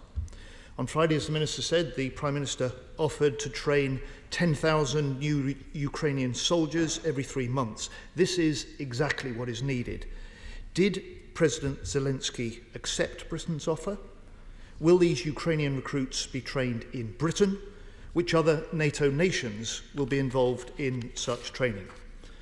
Mr. Speaker, as we mark the start of Armed Forces Week, the Labour leader and I had the privilege of visiting NATO's maritime commands in our UK Permanent Joint HQ in Northwood this morning. We wanted to thank our personnel for the service they give to our national and NATO commitments. But there are serious growing concerns about the UK meeting its NATO commitments, with the failure to reboot defence plans in response to Ukraine, delays to a fully modern warfighting division until 2030, continued uncertainty over Ajax, and of course further deep cuts to army numbers. Now, the new head of the army said in an internal message to troops last week, he said there is now a burning imperative to forge an army capable of fighting alongside our allies and defeating Russia in battle. So why are ministers pushing ahead with plans to cut another 10,000 soldiers? When will he halt these cuts? And when will he start to rebuild the strength of the British Army to meet the threats that our country and our NATO allies face? Minister. Thank you, Mr. Speaker. I'm grateful for the honourable gentleman's questions, and as ever, Mr. Speaker, we are grateful for the support of the opposition with regard to our Ukraine defence policy. To go straight to the questions, in terms of new contracts, they are under discussion, Mr. Speaker, and the Defence Minister for Defence Procurement and the Prime Minister had a meeting this morning, the latest in a series of discussions, Mr. Speaker, about escalating the supply of NATO standard equipment, which is very important. He spoke about training, and that was a very significant result of the Prime Minister's visit last week, and of course I think the Defence Secretary also had some discussions. I'm being not privy to those discussions, it's not appropriate for me to speculate about their content at the dispatch box, Mr. Speaker, but what I can say is that the reference point for the UK's contribution will be the remarkably successful Operation Orbital that trained some 25,000 Ukrainian soldiers since 2014. We have a long and deep heritage of working very closely and successfully with our Ukrainian allies, and I think that will be a very good basis on which to conduct future training support. And as to which NATO allies might be involved, Mr. Speaker, I can't confirm that, but I would say that NATO, by disposition, tends to work in alliance, so I expect other nations to be involved. I'm glad for the update about his visit to PGHQ, but I would ask him to be a bit more optimistic about our absolute resolve about meeting our commitments. Mr. Speaker, it's not simply about it's about a disposition in which we are. It's about a disposition in which we are absolutely resolute to be agile and strain every sinew to deliver at pace the technological and military revolution that we need to deliver in order to make ourselves more lethal and agile and deployable around the world than ever before. For too long, Mr. Speaker, the measurement of our military capability is about men and vehicles in garrisons rather than our ability to project power, and that's something we are absolutely confident that we are getting right. And I think that proves the point, Mr. Speaker. Apart from the fact that CGS is mentioning Russia, I think demonstrates that since March last year, this has been part of our doctrine. That's nothing new, and under the leadership that we are showing and the determination for us to change and embrace modern technology as part of our ability to deliver lethal effect, Mr. Speaker, I think we are getting to a point where we are more match fit than ever before to counter Russian aggression. Dr. Julian. Thank you, Mr. Speaker. As the expenditure on all this equipment we've rightly been supplying is operational, can the Minister confirm that it is coming from the Treasury Reserve and not from the normal annual defence budget? And can I gently remind him and the House that in the first half of the 1980s, we weren't spending 2.3% or even 3% of GDP on defence. We were spending between 4.7 and 5.1% of GDP on defence. Well, Mr. Speaker, I'm grateful for the right honourable gentleman's question. In answer to it, yes, is the answer to the first part, and I note with interest and with particular regard for the long-standing nature of his interest in this issue, his comments about overall defence funding. SNP spokesperson Dave Dugan. Thank you very much, Mr. Speaker. Given the evolution of the war in Ukraine, what lessons has the Ministry of Defence learned about the enduring need for infantry to take, hold and/or defend territory? And will these lessons be input to a refresh of MOD thinking and operational strategy, which drove the much derided cut of 10,000 in army numbers within the integrated review? Those infantry will require to be supported by heavy armour and armoured fighting vehicles, but given the UK's decade-old solution to the latter, Ajax, is an unfathomably challenged £5.5 billion project, surely now on the brink of being cancelled, how has the war in Ukraine focused the Department's attention in this regard? I recently returned, Mr. Speaker, from Turkey, where the Turkish Defence Minister advised NATO parliamentarians on the role his country is playing in seeking to facilitate safe passage of merchant vessels into and out of Ukraine with grain. What dynamic is the UK playing in this space? And does he agree with the Turkish Minister's assessment that it is the Ukrainians who understandably need persuaded of the merits of demining those shipping lanes and making sure that they don't then fall prey to Russian naval forces? And finally, if agreement is reached on demining, will the Minister advise what role the world-leading mine countermeasure professionals in the Royal Navy, many of whom are based in Scotland, will play in demining those approaches to Ukraine? And let us know in the House what that might be. Thank you. Well, thank you, Mr. Speaker. I'm very grateful for the honourable gentleman's questions. The lessons are manifold. And I think particularly one of the lessons is the vulnerability of armour without significant covering fire and deep fires, and what happens when combined arms manoeuvre falls apart, particularly due to a complete failure of the moral component. So he's attempting to spin that into a lesson purely about the numbers of infantry. I would draw his attention to the necessity of infantry having protection, mobility and its own fire to protect itself. I mean, anyone of my generation of people in the military will remember deploying in unprotected vehicles without significant ability to manoeuvre and bring on deep fires, especially in a remote way. And that's exactly the kind of capabilities that we are delivering with the IR and the Defence Command Paper, the ability for our infantry to be much better protected, more mobile and more lethal, and that's a job of work worth doing. He mentions Ajax. The House will, of course, be interested, and the House should know that we are looking at this with urgent focus, and my colleague in the Department, Minister of Defence Procurement, will, I'm sure, be updating the House in due course, Mr. Speaker. He made an interesting point about Turkey and the critical strategic import of the Black Sea with regard to grain exports out of Ukraine, some 50% being stuck there. I won't speculate as to the role of the magnificent Royal Navy or anyone else in the British military, Mr. Speaker. What I would say is I think undoubtedly this will be on the agenda at the NATO summit in Madrid next week. Liam Fox. Mr. Speaker, the UK's military support for Ukraine has been world-leading, but it's legitimate for us to ask whether we are restocking adequately and quickly enough here in the UK. And I wonder if my honourable friend can give us an update on whether the promised military supplies coming from other European countries have actually materialised in Ukraine. It's essential that our rhetoric is matched with actions within NATO if we're to remain credible, as both what we say and what we do will be closely monitored in Moscow. Well, thank you, Mr. Speaker. I'm very grateful for my honourable, my right honourable friend's question. We are happily, Mr. Speaker, we are operating a new for old policy with regard to our own supplies, and further beyond the joint, in terms of the rest of the alliance. I think there is a sense of great urgency. We are seeking to ensure that the multiple launch rocket system is delivered in good order as soon as possible, and the US contribution to that will also be absolutely critical. I think a collective sense of urgency, Mr. Speaker, will increase as we come to the NATO summit in Madrid next week. Colin Mahmood. Thank you, Mr. Speaker. I agree wholeheartedly with the Right Honourable Member for the Defence Committee and my Right Honourable Member of the Shadow Defence Secretary. Unless we're prepared to make the real investment in our army, in our weapons that are required, we cannot supply those to Ukraine. We are not supplying the long-term equipment that's required in order to attack the Russians coming in. What we're doing is holding back, supporting the army, which is not good enough.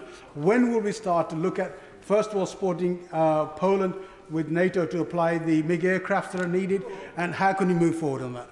Minister. Well, Mr. Speaker, I would disagree entirely with that. I think the tactical weapon which we have supplied in the form of the NLAW has had a remarkable strategic output. He speculates about MiGs and so on and so forth.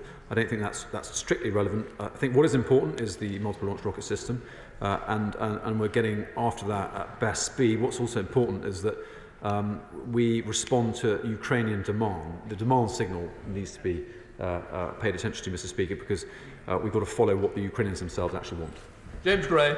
Mr. Speaker, I was proud to hear President Zelensky describe our support as being strong and resolute, and describe Great Britain as being Ukraine's best friend. That's great stuff. But will the Minister not agree with me that there are three risks associated with what's happening currently in Ukraine? The first will be mission creep, which is always we must be aware of. The second will be some kind of error, so an American plane being shot down by mistake, or a Russian plane being shot down by mistake, for example, possibly leading to some form of escalation. And the third would be a false flag operation by the Russians, somehow or other encouraging us to, or using that as an excuse to try and drag NATO into the war. Would my honourable friend not agree with me that at all costs we must avoid NATO's direct involvement in the war? Support's great, war fighting is not. Well, Mr. Speaker, I do agree. I think it's a very cogent analysis of the attendant risks to this in terms of mission creep, some sort of error, and a false flag operation, which is why throughout this we have based our response in a bilateral manner, clearly paying attention to what other NATO allies are doing, but it is a bilateral provision, and that's right and proper. And also, at all times, it has been entirely bespoke in response to what the Ukrainians themselves want. And I think we've been particularly well placed to do that, Mr. Speaker, because of our long-term involvement and our very, very successful training of the Ukrainian forces since 2014. That's led to a very, very good basis and foundation of very warm personal relationships right across our two respective militaries, which has really borne fruit. Thank you, Mr. Speaker. Given that the new head of the army, as has been mentioned already in this urgent question, has said the UK must forge an army capable of fighting alongside our allies and defeating Russia in battle, I found the Minister's response to the urgent question sounded a little complacent. Is he absolutely sure that that can be done whilst continuing with the 10,000 planned cuts in the army? Yeah. Because many of us are not sure about that. Yeah. I am confident, Mr. Speaker, because we have a significant increase in money that is delivering new capabilities to make our people more lethal, more agile, and more mobile. And this is a body of work that's been underway since during the last couple of years, expressed in the Defence Command paper published in March 2021. This is nothing new. We've been at this for a couple of years, and rightly so. I congratulate the government on the very significant material now being provided to Ukraine. But what is the government's current assessment of the possibility of Russia using tactical nuclear weapons in Ukraine? And can he confirm that plans are in place with our allies to deal with this in the horrific event of their use? Minister. Well, Mr. Speaker, of course we in the department consider all scenarios. I think we regard that still as a very unlikely possibility, but the Ministry of Defence, Mr. Speaker, like everyone else in defence, is always ready. Jamie Stone. Mr. Speaker, we've all seen the appalling atrocities that have been uncovered in Bucha and Irpin, and there's no doubt that these atrocities have been perpetrated by Russian forces. We've also seen 60 people killed in a school in Luhansk following Russian shelling. So my question, Mr. Speaker, is this. Is it not time for the Russian military units, including the mercenary groups, including the Wagner group with their sinister death, is it not that time for them to be prescribed as terrorist organisations? Well, Mr. Speaker, he makes a good point, and I agree with the sentiment, and we sincerely hope that, and this is already happening, that these criminals, they appear to be criminals in many cases, especially with regard to the appalling atrocities committed, the apparent murder of civilians in Bucha and elsewhere. We sincerely hope that the individuals involved will be brought before the International Criminal Court. And it makes the point, Mr. Speaker, that Putin's invasion of Russia, invasion of Ukraine, which is how we must phrase it, Putin's invasion of Ukraine has debased the entire Russian nation and its military, and those involved in it at every level must be held to account. Dr. Andrew Morrison. What does my honourable friend make of Putin's increasingly aggressive tone towards Lithuania in relation to the Kaliningrad enclave? Does he agree with me that one way to approach this would be to accelerate and expedite the accession of Sweden and Finland to NATO, and will he do everything in his power to shore up our NATO ally to make sure that Putin's aggression is met with an appropriate response, which will make sure that he does nothing against that country, for the consequences will be very severe indeed?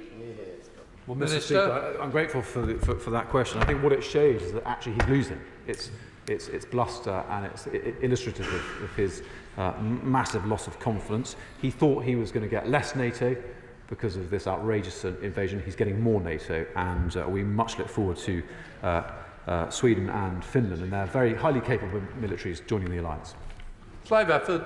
Thank you, Mr. Speaker. This argument of more for less that we're hearing from the government is what we've heard from them in virtually every area of public expenditure, whether it's the health service, social care, local government services, cutting 21,000 police officers that wouldn't result in a rise in crime, which did. And is the Minister aware that the 10,000 planned cut in troops will result in the smallest army we've had since 1714? Shouldn't this actually suggest that the government should review that in the light of Russia's invasion of Ukraine?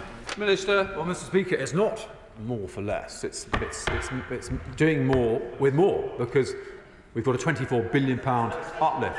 Defence expenditure is going up, and I hope he appreciates that. Thank you, Mr. Speaker. The quantity of weaponry required by Ukraine currently vastly exceeds the amount that's pledged by NATO allies, and the amount that's pledged significantly exceeds the amount that has actually been delivered. To give the example that the Minister raised on MRLS, 300 of those systems are estimated to be required, 50 have been pledged, and the United Kingdom has delivered just 3.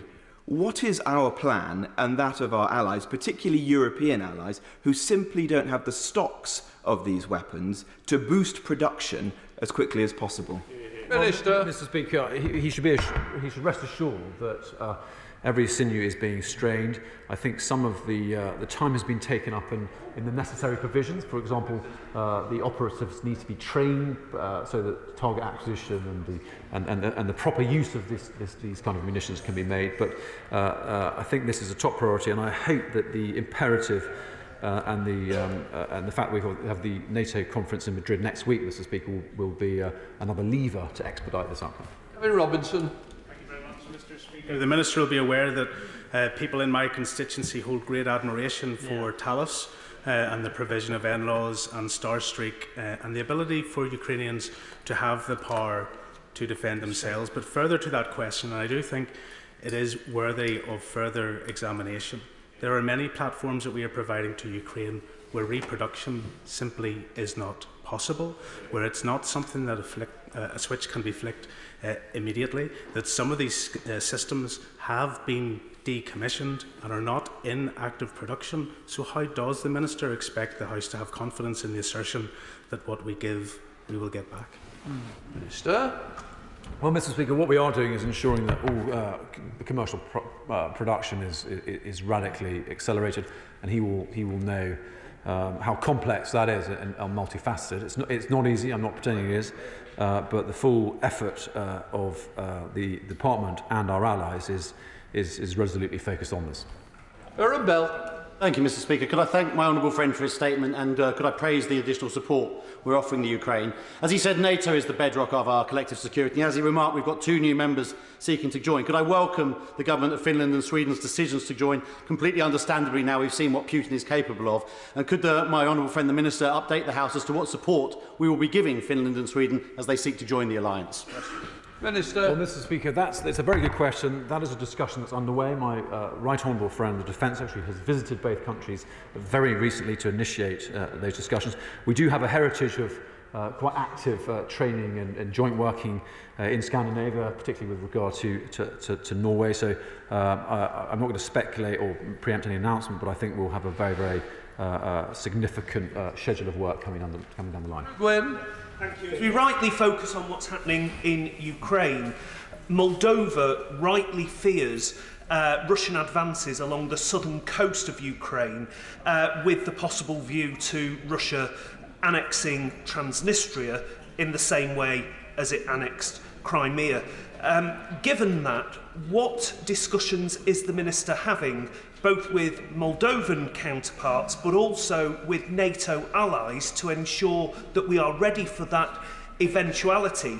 And how, given that we are likely to be in this for a very long time, is he building that coalition so that it is stable going forwards and that we don't do what I suspect Putin wants us to do in the West, blink, get bored and wander off? We cannot allow that to happen. Okay, we won't allow that to happen. And in answer to his question, what we are doing is increasing our enhanced forward presence, which is very significant. We will be committing a company group into Bulgaria, in addition to our long-standing commitment to Estonia. Other allies will be positioning enhanced forward battalions in other Eastern European countries. So we collectively, as an alliance, will be putting our money where our mouth is, and I think that's really important. Berisha. Mr. Speaker, isn't the truth that the Minister will not give us, and isn't the truth that this government's been caught out? They were systematically, over 10 years, running down our defence capacity. I personally, 10 years ago, said that there was real danger to reduce our overall strength to less than 100,000 men and women. The fact of the matter is we have to send a message to President Putin that we are going to invest in our defence, increase the number of people in our defence forces, and that we are in future going to take defence of this country seriously. Minister. Well, Mr. Speaker, we are doing that. We are investing in our defence. The overall defence budget is radically increased. It's at £24 billion more than it was in 2019. And the bottom line is it's about lethality and it's about improving our capability to deliver effect, not just simple numbers in a barracks. Okay, so I urge the gentleman, I urge the right honourable gentleman to read the Defence Command paper. He'll find it instructive. Murray Rimmer. Mr. Speaker, the British public are committed and willing to support the brave men and women of Ukraine fighting for their freedom. we must all remember how important it is that Ukraine wins. They're not just fighting for their freedom, they're fighting for a free world. Yet this conflict may go on months, even years and years. It is important that the public are kept thoroughly informed, as their support is key to keeping Ukraine free. Will the Minister commit to ensuring that this happens? Yes, the Minister makes a very good point, because this is turning into a war of attrition. This will last as long as President Putin has the mistaken conviction that by killing people in the Donbass region and occupying Ukrainian sovereign territory, he is somehow delivering a strategic victory for Russia. He's not. And I think ultimately the Russian people, undermined by their leadership, will be the ultimate lever to ensure a different course of direction is taken. Thank you very much indeed, Mr. Speaker. Well, since 2010, the consecutive Conservative governments have cut our army by over a third, from over 102,000 to some 80,000, with further cuts planned. But, Mr. Speaker, I absolutely despair at the Minister's set-piece answers about changing threats. In the very week when the head of the army, Sir Patrick Sanders, said that we need to be ready to fight and win wars on land, and when the honourable member who chairs the Defence Committee, who speaks with deep knowledge of the subject, says that the armed forces are overstretched, will the Minister now commit to rethinking, forgetting the set-piece answers, and actually consider what numbers we do need in our armed forces going forward? Well, Mr. Speaker, we have considered what we need. We've got more money than ever before. We've got an additional £24 billion. And what that is delivering is a more lethal, better protected, more mobile and more ready military. And it's in the Defence Command Paper. We've been at this for a couple of years. And the remarks made by CGS are in accordance with that. He agrees with the plan, of course, because he's the head of the army. And it's not about simplistic measurements of numbers of people. It's about effect. And at long last, we are embracing technology to give our people the most lethal capability, which is what they need. As we heard earlier, both Sweden and Finland have made applications to join NATO. But we've also heard about Turkey has said that they may consider delaying the applications for up to 1 year if their particular demands are not met. Would the Minister agree with me that such a response from Turkey in the context that we're in is totally unacceptable? Well, Mr. Speaker, we acknowledge Turkey's concerns, and my understanding is, and led by the Foreign Secretary and others, and I'm sure it will be on the agenda next week in Madrid, my expectation is that those concerns will be resolved in the interests of the alliance as a whole. Can I thank the honourable member for doing the reading this morning? I now call Dan Jarvis. Thank you very much, Mr. Speaker. It was my pleasure. Members from right across the House will have seen the recent assessment from the incoming Chief of the General Staff, who said there is now a burning imperative to forge an army capable of fighting alongside our allies and defeating Russia in battle. With those words in mind, and further to the letter that the Secretary of State sent the Chancellor back in March, is the Minister, and I know he thinks about these things very carefully, is the Minister absolutely certain that there isn't a requirement to go back to the Treasury to secure additional resource to make sure that our armed forces are properly prepared and have the capabilities they need that respond to the threats that undoubtedly exist? Minister. Well, Mr. Speaker, we always keep these matters under review, but I think what we have at the moment is a good plan to deliver a great deal of new and very effective capability for the spend we have. So I won't speculate beyond that, Mr. Speaker. Margaret Fackney. Thank you, Mr. Speaker. Russia has reportedly become China's biggest oil supplier following sanctions in the face of the conflict in Ukraine. Can the Minister set out what level of risk he sees posed by strengthening ties and codependency between China and Russia, both in the immediate and longer term? Well, Mr. Speaker, that's an interesting question. That is an interesting question. And clearly, the dividend for China in the immediate term is a great deal of very, very cheap or much cheaper energy, which I'm sure will reap the benefit. But actually, I think in the longer term, the lesson for China is actually about the willingness of Western European nations, together with the US, to stand up for the integrity of sovereign nations, something that won't be lost on the Chinese. Jim Shea. Mr. Speaker, I thank the Minister very much for his answers to those questions. Our efforts thus far from the United Kingdom to be a full and comprehensive supporter of Ukraine have been numerous, and I appreciate the decisions made. However, the longer the much smaller Ukraine fights, the more soldiers and equipment they lose against a much larger and better resourced Russia.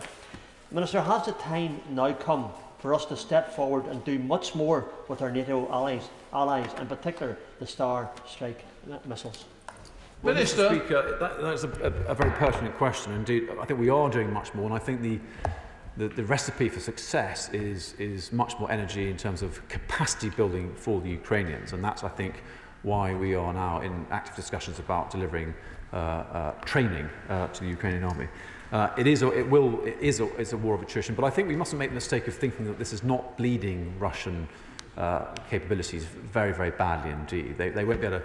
They will try and keep it up for a very long time, but we mustn't think that this is not hurting the Russian military very, very badly indeed.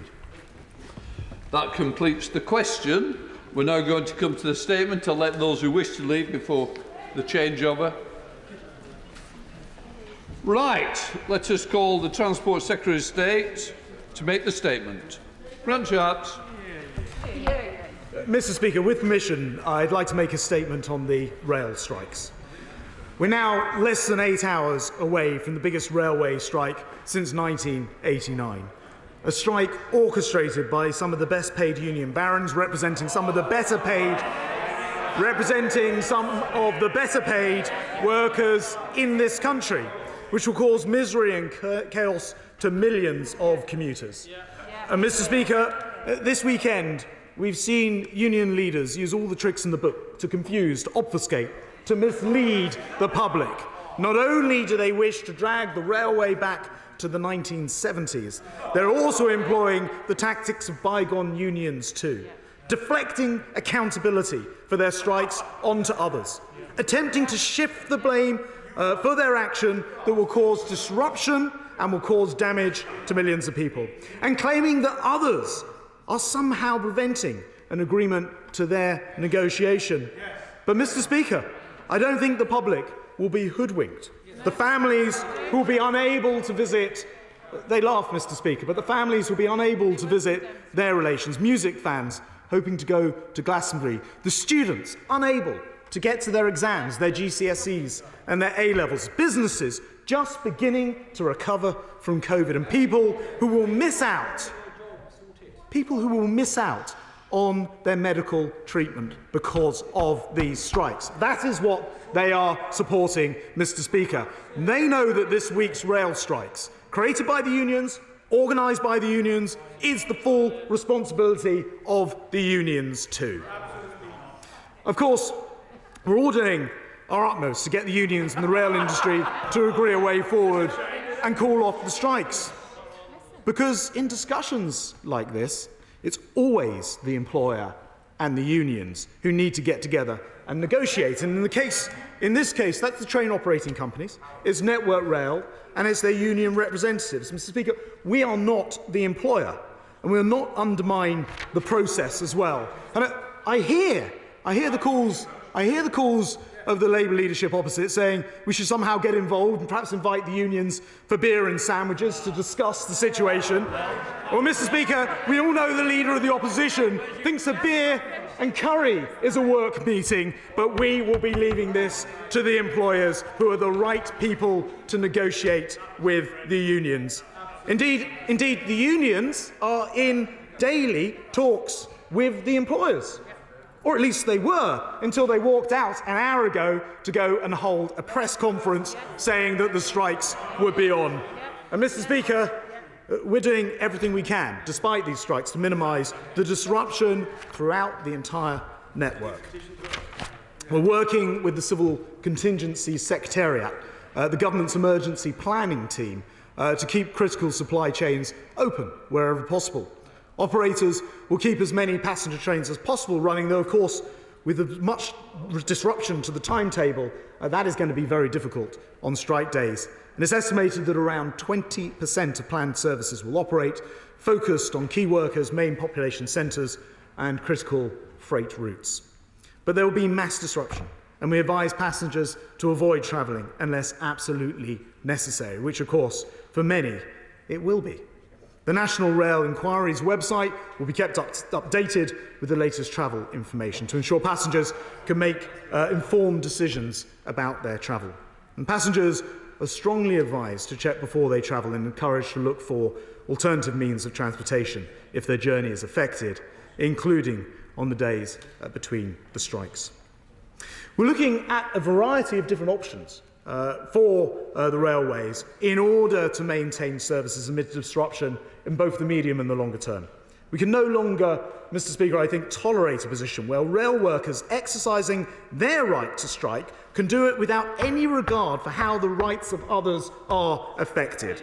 Nurses and teachers and other working people who rely on the railway must be able to travel.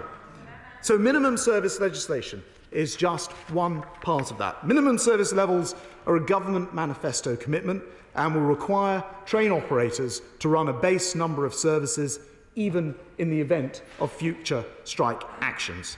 It's a system which works well in other countries, including Belgium and France, and so we'll be bringing in the legislation to protect the travelling public if agreement can't be reached when major disruption, as with the strikes this week, is expected. And the rhetoric we've seen from union leaders, Mr. Speaker, and the opposition benches over the weekend seems to be focused on widening the division rather than bridging the gap. The whole point of the railway reforms, based on the Williams Review, which engaged the unions very extensively, is to unite and modernise the industry. Just as we can't reform the railways with absolute technology, we can't do it by clinging to obsolete working practices either. For example, leisure travel at weekend is a huge growth potential at the moment. After COVID, people are coming back and travelling at the weekends more than before. But on most of the railway, under an agreement which dates back to 1919, Sunday working is voluntary. And so the industry can't do what everyone else does, what other businesses, what other organisations do and service their customers. Instead, they have to appeal for people to come and work, and sometimes that's simply unavailable, as happened when large football matches like the Euro finals were on. 170 trains were cancelled. And so the industry needs to change. Union claims that this is a strike about a pay freeze. But this, Mr. Speaker, is factually incorrect. We are not imposing a pay freeze. The whole point of these reforms is, in fact, to build a sustainable, growing railway where every rail worker receives a decent annual pay rise. But let me be clear. For modernisation and reform to work, we have to have unions who are prepared to modernise. Otherwise, there can be no deal. So this strike today isn't about pay. It's about outdated unions opposing progress that will secure the railway's future. And these strikes are not only a bid to stop that reform, they're critical to the network's future as well. They're going to, if these reforms are not carried out, threaten the very jobs of the people who are striking now, because they will not allow the railway to operate properly and attract back customers. So the railway's in a fight, Mr. Speaker. It's in a fight for its life, not just competing against other forms of public and private transport, but also competing against Teams and Zoom and other forms of remote working. Many commuters who 3 years ago had no alternative but to travel by train, today have other options, including not to travel at all. Rail has lost a fifth of its passengers. Rail has lost a fifth of its revenue. And since the start of the pandemic, the government's committed £16 billion of emergency taxpayers' support. We all know the numbers. It's £600 for every single household in this country, so that not a single rail worker lost their job. £16 billion to keep trains running, ensure that Network Rail and DfT contracted train operating companies weren't furloughed. Now, as we recover and people start to travel again, the industry needs to grow its revenues. It needs to attract back passengers and make the reforms necessary to compete. And the very last thing the railway needs and should be doing right now is alienating passengers and freight customers with a long and damaging strike. So, my message, Mr. Speaker, to the workforce is straightforward. Your union bosses have got you striking under false pretences. And rather than protecting your jobs, they are actually endangering them and the railway's future. We have a platform for change and want the unions to work with the industry and government in order to bring a much brighter future to our railways. And that means building an agile, flexible workforce, not one that strikes every time someone suggests an improvement to our railway. Strikes should be the last resort, not the first resort, Mr. Speaker. They'll stop customers choosing rail, they'll put jobs at risk, they'll cause misery across the country, they'll hit businesses trying to recover from COVID, they'll hurt railway workers themselves. So please, let's stop dividing the railway industry and let's start working for a brighter future. I now call the Shadow Secretary of State, Louise Haigh. Thank you very much, Mr. Speaker. Mr. Speaker, no one out in the country wants these strikes to go ahead. But as I have repeatedly said, even at this 11th hour, they can still be avoided. To do so, it requires ministers to step up and show leadership, to get employers and the unions round the table and address the very serious issues on pay and on cuts to safety and maintenance staff behind this dispute. The entire country is about to be ground to a halt, but instead of intervening to try and stop it, the Secretary of State is washing his hands of any responsibility.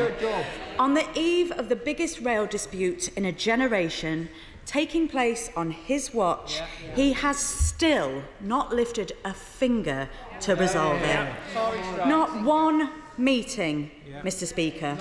No talks, no discussions, only media interviews and a petition to the Labour Party. This is a grave dereliction of duty. And should these strikes go ahead tomorrow, they will represent a catastrophic failure of leadership. Ministers owe it to all those impacted by this serious disruption to get around the table for last-ditch talks to sort it out and avert this disruption. And if he won't listen to me, Mr. Speaker... Can you two either go outside or be quiet for a little while? Louise Haigh. Thank you, Mr. Speaker. If he won't listen to me, Mr. Speaker, he should at least listen to his own colleague, the Honourable Member for Rossendale and Darwen, his own former parliamentary aide. He said yesterday, "I can tell you the only way out of a dispute is via negotiation. I'd call on all parties, including the government, to get around the table because this is going to have a huge negative impact on people's lives." His own MPs and the public know the only way to sort this out is for the member opposite to do his job. But that isn't all, Mr. Speaker. Because this week it was revealed that not only has he been boycotting the talks, he's tied the hands of those at the table. He and his department failed to give the train operating companies, a party to these talks, any mandate to negotiate whatsoever. One source close to the negotiations said, "Without a mandate from government, we can't even address the pay question." Today, the Rail Delivery Group confirmed they hadn't even begun those discussions. That's the reality, Mr. Speaker. These talks are a sham because ministers have set them up to fail. It is for the government to settle this dispute. They are integral to these negotiations. They cannot be resolved unless he is at the table. But it is becoming clearer by the day ministers would rather provoke this dispute than lift a finger to resolve it.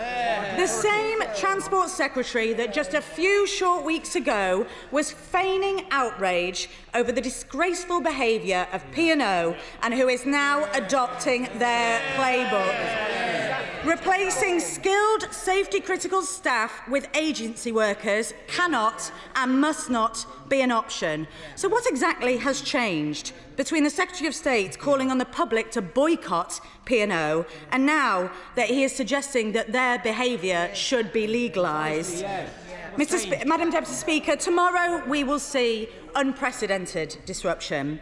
We have been clear. We do not want these strikes to happen. Where we are in government, we are doing our job. In Labour-run Wales, a strike by train staff has been avoided. Employers, unions and the government have come together to manage change. That's what any responsible government would be doing right now.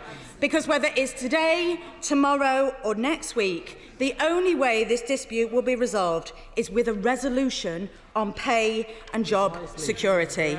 The Secretary of State owes it to the hundreds of thousands of workers who depend on our railways and the tens of thousands of workers employed on them to find that deal. Because those rail workers are not the enemy. They are people who showed real bravery during the pandemic to keep our country going, who showed solidarity to make sure other workers kept going into work. Some lost colleagues and friends as a result. They are the very same people the Prime Minister promised a high-wage economy to a year ago before presiding over the biggest fall in living standards since records began. There is still time for the Secretary of State to do the right thing, the brave thing, and show responsibility. Patients, school children, low-paid workers, the entire country needs a resolution, and they will not forgive this government if they do not step in and resolve it. Even now, at this late hour, I urge him, get around the table and do your job. Secretary of State. Madam Deputy Speaker. Order. No. Secretary of State. Madam Deputy Speaker, that was a lot of words to avoid using the three words, I condemn the false words. I condemn the strikes. I condemn the strikes. I remind the House, Madam Deputy Speaker, there's 4 words, and you can practice them. She can practice them if she likes, Madam Deputy Speaker. I condemn the strikes, will she? I'll remind the House, the honourable lady opposite is herself a former union official. She will know better than most, therefore, that negotiations are always held between the employers and the unions. And she calls on the government to get the parties around the table. They are around. They were around the table, Madam Deputy Speaker. The honourable gentleman's right. They're not now because the union just walked out to call a press conference to call off the strikes. And she's wrong when she says that these strikes are about pay, she says they're about safety, and she says they're about job cuts. Let's just take those in turn. Pay. The unions wrongly told their workers that there would be no pay rise. There will be a pay rise because the pay freeze is coming to an end. So that was untrue. Safety. It is unsafe to have people walking down the track looking at the lines in order to check their condition when it can be done by trains which can take 70,000 pictures a minute and drones which can look at the lines overhead. Safety is about updating these outdated working practices, and if she cared about safety, she'd cared about modernisation. And job cuts. She will know that there's already been a call for voluntary job cuts. In fact, 5,000 plus people came forward for that. 2,700 have been accepted. This is about ensuring that we have a railway fit for the post-COVID world. And it is therefore crazy that the RMT jumped the gun. And before talks were even given a chance to get anywhere, they launched into strikes. And her calls for government to be more involved is just a desperate attempt to deflect from the fact that the Labour Party, who themselves, let it be put on the record, have received £250,000 from the RMT union between them and their CLPs. And that's nothing. £100 million from unions over the last 10 years are here today, as ever, failing to condemn strikes. Strikes which will hurt ordinary people, strikes that will hurt kids trying to do their GCSEs and their A-levels, strikes that will hurt people trying to get hospital appointments which have been delayed during COVID, and strikes which will even see veterans miss armed forces celebrations this week. There is no excuse for the Honourable Lady and her front bench team sitting on the fence. I can almost feel her pain as she resists saying the 4 words, "I condemn the strikes." Chairman of the Select Committee. Order. Chairman of the Select Committee, Hugh Merriman. Thank you, Madam Deputy Speaker. I do find it somewhat bizarre in the extreme for the Secretary of State to be blamed for these strikes going ahead for not being in the room when these talks have been ongoing, were ongoing when the RMT called the strikes, are all about intricate technical reforms, which we wouldn't expect politicians to be in charge of. And indeed, when the RMT said themselves they don't negotiate with a Conservative government. But he doesn't need to waste his time responding to that. Can I ask him about rail freight? I was down at the Port of Southampton with the committee last week. 30% of everything that comes in off those ships goes to the rest of the country by rail freight. This will impact everyone, not just passengers on rail. What are we doing to preserve our rail freight routes? Secretary of State. My honourable friend's absolutely right about the cause of the strike, and walking out whilst the strikes are still ongoing this afternoon, whilst the talks are still ongoing, is absolutely bizarre, whilst still trying to claim that there should be more talks. With regard to rail disruption, my honourable friend's absolutely right. I mean, this creates a major problem for rail freight, which actually had been doing pretty well, Madam Deputy Speaker, because more of the freight was shifting to rails post-COVID, about 9% of the total overall. We're now working as closely as possible with colleagues at Network Rail in terms of designing the strike and post-strike day timetables to make sure that as much of that freight can travel as possible. But I won't mislead him or the House. It will be very difficult to achieve that. And anyone who cares about our supply chains in this country should be against these unnecessary and unwarranted strikes. Gavin Newlands. Thank you very much, Madam Deputy Speaker. What a pile of nonsense, Madam Deputy Speaker. The glee with which the Secretary of State spoke on Thursday and again today rather tells the story, I think, Madam Deputy Speaker. He spoke of the support to the rail industry and the fact that no one has lost their jobs. If only we'd seen that same support that was promised to the aviation industry, we wouldn't be seeing the scenes we are right up and down this country, airports across this land. The Minister, in response to P&O's unacceptable behaviour in replacing staff with agency staff, called for the company to be boycotted and called for the company to reverse its decision. Now he's planning to legislate to allow agency workers to replace striking staff. Why does the Minister not care for the rights of rail workers when he appeared to care so deeply for the rights of ferry workers? ScotRail, with the encouragement of the Scottish Government, has negotiated a settlement with drivers to end their pay dispute, get services back up and running and support workers. Despite this, services will still be disrupted as a consequence of the industrial action that the UK Government has stoked with Network Rail workers. Does the Minister agree, or the Secretary of State agree, that devolving Network Rail powers to Scotland is the only way to protect Scotland? And despite claiming that the unions are solely responsible for these strikes, we now know that the UK Government has prevented meaningful negotiations. And with inflation heading over 10% and a Tory cost of living crisis, how can the Minister explain or defend preventing negotiations on wage increases unless stoking an industrial dispute to force through anti-union laws is actually the Government's aim? And finally, Madam Deputy Speaker, I wonder if the Secretary of State shares my concern for the welfare of the Scottish Conservatives, none of whom are actually with us today.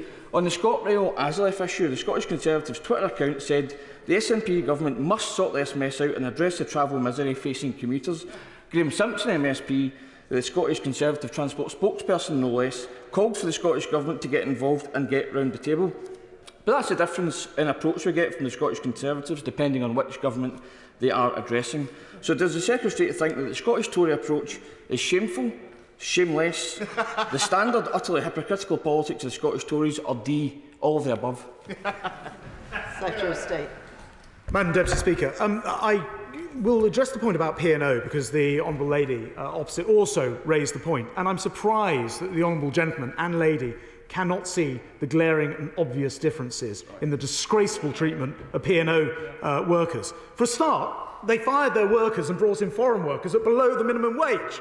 I would have thought that's a fairly obvious difference. Secondly, no one's wage is being cut here. Thirdly, let me remind the honourable lady that in the industry we're talking about, train drivers have a median salary of $59,000, rail workers have a median salary of $44,000. That compares rather favourably to nurses who have a median salary of $31,000 and care workers perhaps $21,000. No one is talking about cutting salaries. Everybody here is trying to get the modernisation that could secure the future of our railways, and it's a great pity to see opposition, respected, I'm going to say opposition front benches, trying to mislead the public into somehow suggesting this is something to do with the P&O situation, which is entirely separate and different. Madam Deputy Speaker, the other point which I think is worth just quashing is the idea that somehow we haven't provided either a negotiating mandate or have somehow told Network Rail not to negotiate. This is simply not true. They have a negotiating mandate. They are able to negotiate. They're negotiating on a package of measures which includes more than 20 areas of reform which are deeply technical and require the input of the employers to, not just the input, the work of the employers to negotiate. In return for these reforms, lays the route to better salaries, to higher pay. But I do just want to ensure once and for all that we quash the idea that our railway workers are poorly paid in this country. They are not. John Redwood. What has been the monthly rate of taxpayer subsidy to the railways so far this year, and what additional flexibilities could managers use to try and get a bigger proportion of services running even on a strike day? Secretary of State. Well, my right honourable friend is quite right to discuss the subsidy, 16 billion as a whole, through COVID, or 16 billion committed, which means we won't have the exact number yet for the amount of that which is still going towards the operations this year. But one thing I can say to him is without that support, the railway simply would not have been able to operate. It is the equivalent of £160,000 per individual rail worker. It's a heck of a way to thank the taxpayers to turn round and then to call these strikes. We have lost about a fifth of the income from rail. And when I hear Mick Lynch, the leader of the RMT, claim that government is cutting the money that's going to the railways, it's a fundamental misunderstanding, I think, by him. The money that's missing is the £2 billion of passenger fares, which are not being paid because people aren't travelling. John McDonnell. In my area, we witnessed the Paddington and the Southall crashes. One of my constituents was a driver who lost his life, and we were told then about the modernisation of safety inspections, and it was the workers who pointed out what risks they caused. We hear today that there will be a 50% cut in the safety inspections of the infrastructure. Does he really think the British public have more confidence in his assessment of safety on the rail than the workers who actually implement these safety inspections? And could I ask him that the British public, I believe, expect a Secretary of State not to come in here ranting to provoke a strike, but to behave with the dignity and responsibility of the high office that he holds. Madam Deputy Speaker, the Honourable gentleman who, as the House will recall from last week, receives donations from the very union who are going on strike, has perhaps... Well, he's saying no, but I believe it's the case. It is not true.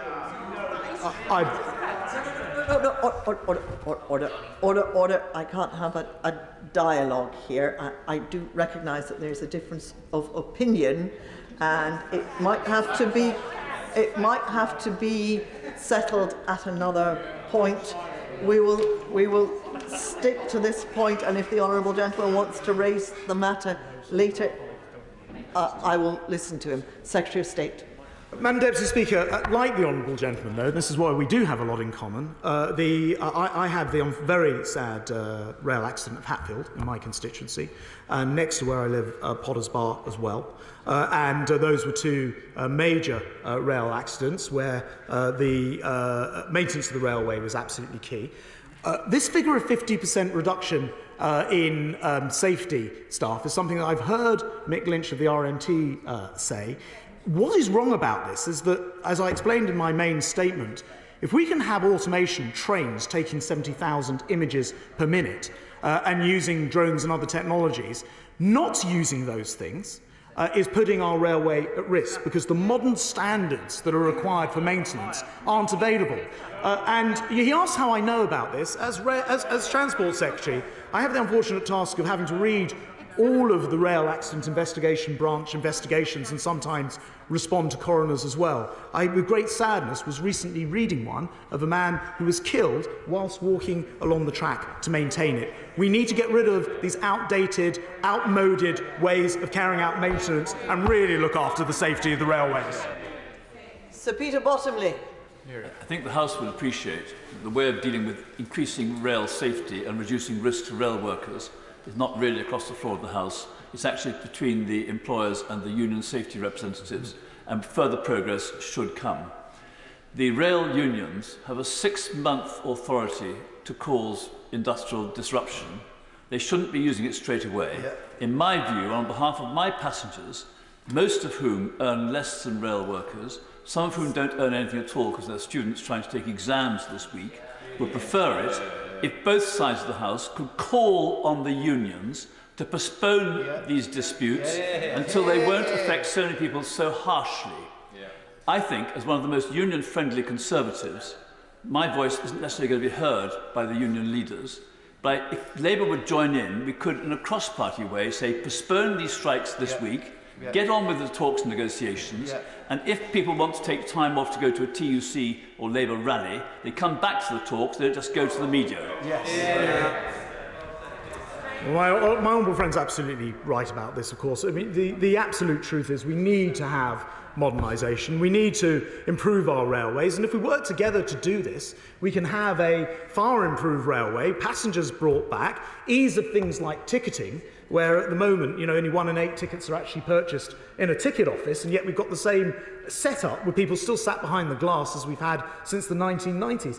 My honourable friend's absolutely right. We can modernise these railways and improve them, and I think what's required is the Labour side, who are much closer to the unions, endorsing that. And Madam Deputy Speaker, perhaps to clear up the exchange just before with the honourable gentleman, I understand that it's his constituency Labour Party that have received the £30,000 in RMT funding. Rachel Maskell. Thank you, Madam Deputy Speaker. When there is an impasse in negotiation, it is the responsibility of all the partners to do whatever they can to resolve that dispute. I've been talking today to railway workers, and they are desperate to see an end to this dispute, but they do need a change in the dynamic. So will the Secretary of State get off his grandstanding and enter the room which unions are willing to occupy and engage in dialogue? See where that takes him. Madam Deputy Speaker, I suspect the honourable lady, who herself, her own constituency Labour Party, received £3,000 from the RMT, may have missed the press conference that the leader of her union was providing an hour ago now, where he made clear that he walked out of those talks that she's encouraging the employers to go back into. We are ready to speak. We want to see this settled. Pay offers have been put down. The modernisation is required in return. It takes 2 to tango. Nikki Aiken. Deputy Speaker, UK Hospitality, the Hospitalities Trade Association, believes that these strikes tomorrow, Thursday and Saturday are going to have a massive effect on the hospitality industry. And we're not just talking about the major employers, we're talking about the small, family-run restaurants, cafes. Does my right honourable friend agree with me that really, rather than doing these strikes, the RMT should be going back to the talks and trying to stop these strikes so we can protect the jobs within the important hospitality industry? Madam Deputy Speaker, my honourable friend's absolutely right. I mean, it's, these strikes are going to cost, of course, the railway a lot. They'll cost people who are unable to travel, and often the lowest paid people particularly badly, because those are often the jobs where you still physically have to turn up. There's probably not a sector that will suffer more than the hospitality sector. It's completely unforgivable, just as this country is recovering from COVID, to artificially and without good cause, and whilst negotiations are still continuing, and on the false prospectus of there not being pay rises when there are always going to be pay rises, to call their members out on strike. Sarah Olney. Thank you very much, Madam Deputy Speaker. The Secretary of State has mentioned on a number of occasions the various different people who are going to be seriously impacted by this strike, the exam students, those with medical appointments, many, many others. Given that the Secretary of State insists that there is nothing he could possibly have done to avert this strike, can he tell us instead what conversations he's had with the NHS, with education leaders and others to understand what his department can do to help health and education staff get to work for the rest of this week to support critical industry?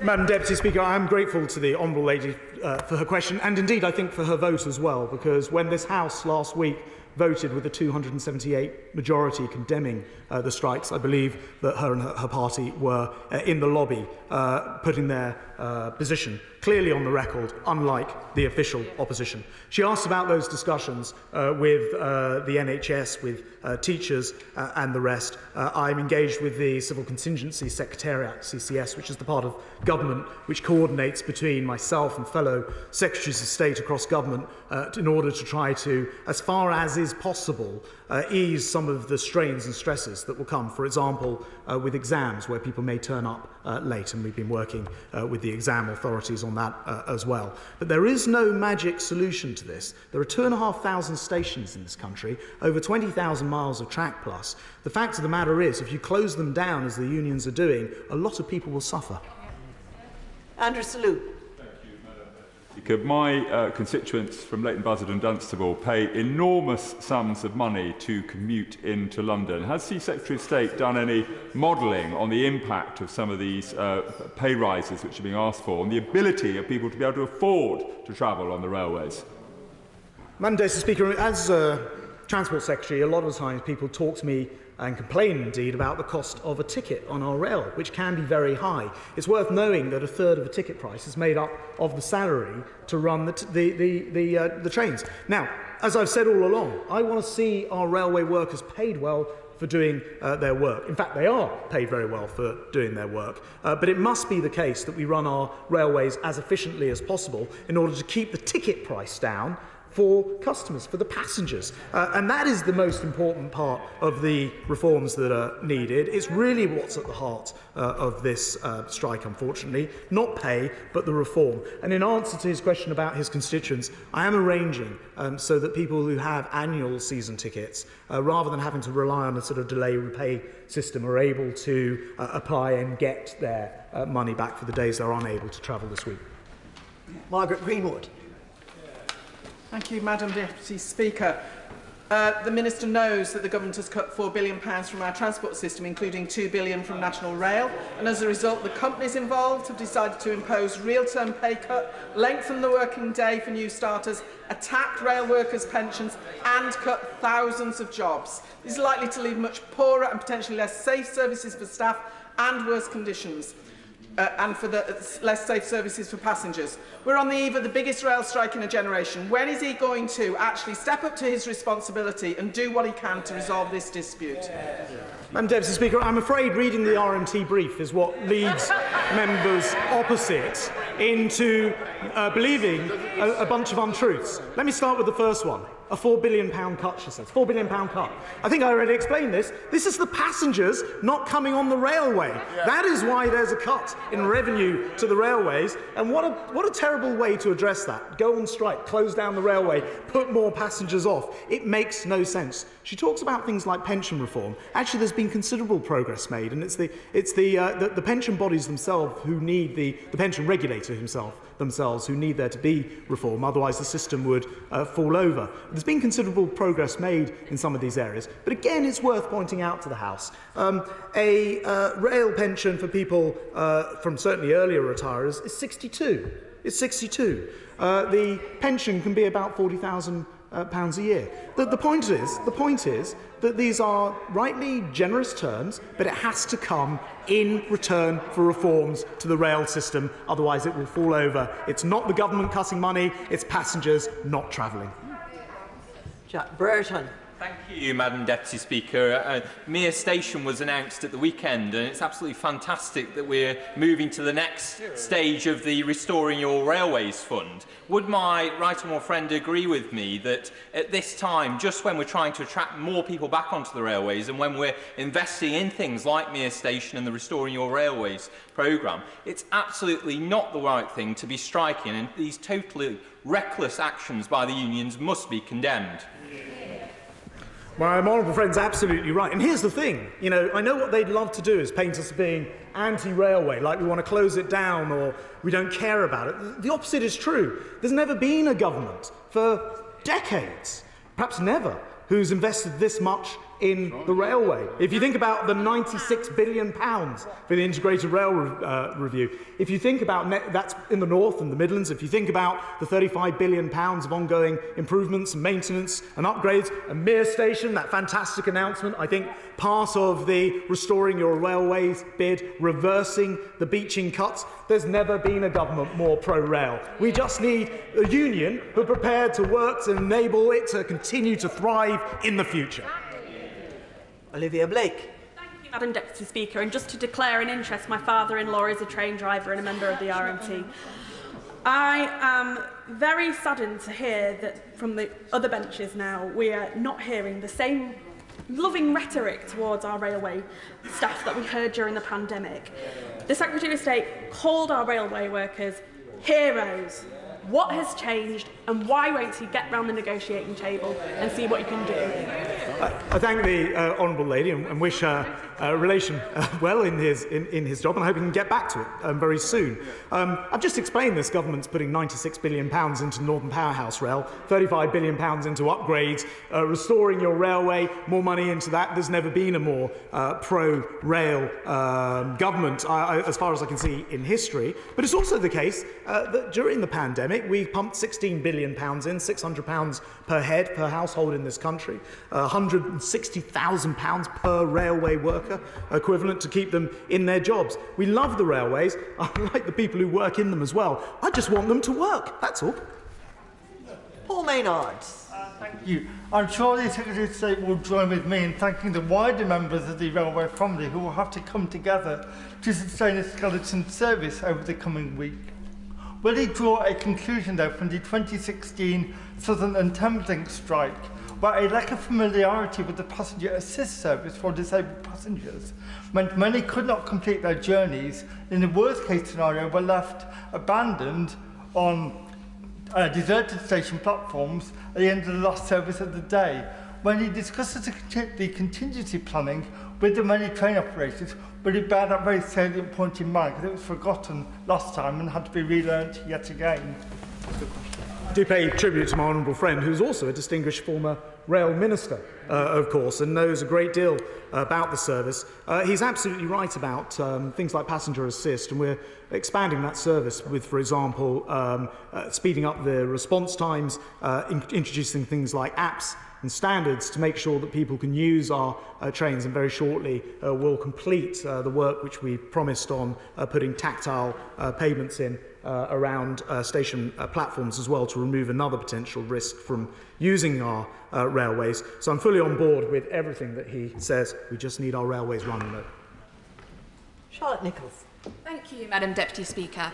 My mum is one of the RMT members who will be taking industrial action this week, along with many of my constituents, the majority of whom are cleaning workers, catering and gateline staff and other ancillary roles who aren't even on a real living wage, at the sharp end of this government's cost of living crisis. My mum and the other key workers in transport are not striking because they want to. It is a last resort because they feel they have been left no choice. A real terms cut to their pay or the threat of losing their job altogether is far more than the wages that they'll lose striking to defend themselves. Can the Transport Secretary, therefore, please tell the House what steps he has taken to enable train operating companies' ability to make an offer on a pay deal so this crisis can be fairly resolved and the strikes averted. Very good. They have actually already made an offer. The Honourable Lady may not be aware, and indeed the RMT have talked about that this afternoon. They've clearly rejected it as well. She talks about the cost of living crisis, but fails to mention it's a global inflationary problem caused not only by coronavirus, but now a war in Ukraine that this country has helped to lead the response in. She talks about the salaries of people on the railway, and as I've said several times, I want the salaries to be higher. There'll be a pay increase this year for her mum and for everyone else. I think it is important to recognise that a responsible government has to make the judgment between, railway workers, nurses, teachers, care workers and many others. And in that regard, she should know that in the last 10 years, there's been a 39% increase in railway workers' salaries. That compares with just 16% for nurses. We do need to make sure that the fair settlement is fair for everybody. Marco Longhi. Thank you, Madam Deputy Speaker. So, accepting that there is never a good time to strike, does the Minister agree with me that to do so when the cost of fuel is at impossibly high levels, when people are struggling to hold down their jobs and rebuild their businesses in the post-COVID environment, when children are in the middle of their exams, shows a callousness from union bosses that should be condemned and not supported by the party opposition? Madam Deputy Speaker, and it's that inability, I think the whole House has noticed it, that inability to simply say that they condemn the strikes, that I think is the most striking part of this debate. It will hurt ordinary people. It will hurt the cleaners who are trying to get to their jobs elsewhere and rely on trains and won't be able to get there, and in some cases won't get paid for not getting there as well. This is a strike led by the union bosses who have misled their members into thinking there wouldn't be a pay rise without striking when that was never the case. Jim Shannon. Speaker, can I thank the Secretary of State for his statement? As I travelled here today from Belfast to London, I was very aware of the hundreds of accidents and the thousands of visitors. With all the strikes affecting so many tourists who rely on the trains to get them about, what steps have been taken to provide information for daily visitors who don't know how a strike will affect them, and how can we do more to see an end to these strikes? Thank you. This is very much one of the things that we're working with through the Civil Contingency Secretariat. I'm working with my Right Honourable friend, the Secretary of State, at DCMS to make sure that, because they wouldn't necessarily know, as I hope others would, to look on things like national rail inquiries, they can still receive the information through, for example, their hotels or bed and breakfast or wherever they happen to be staying. So we're trying to push the message out as widely as possible. It will be far from perfect, and I think once again, just as this country was starting to recover, just as we came out of coronavirus first, because we got the jabs done first, this is the last thing, amongst others, the tourism sector need. Craig Williams. Thank you, Madam Deputy Speaker. The Labour front bench, it is sad that they won't condemn the strikes happening tomorrow. But in Wales, they're going further. They're denying their existence. Tomorrow, Thursday and Saturday in my constituency in Montgomeryshire, which I assure the House is in Wales, there are no trains. They're calling them travel disruption. Can I ask the Secretary of State not to forget about Wales, to make sure that we get the trains running again? And when is a strike not a strike?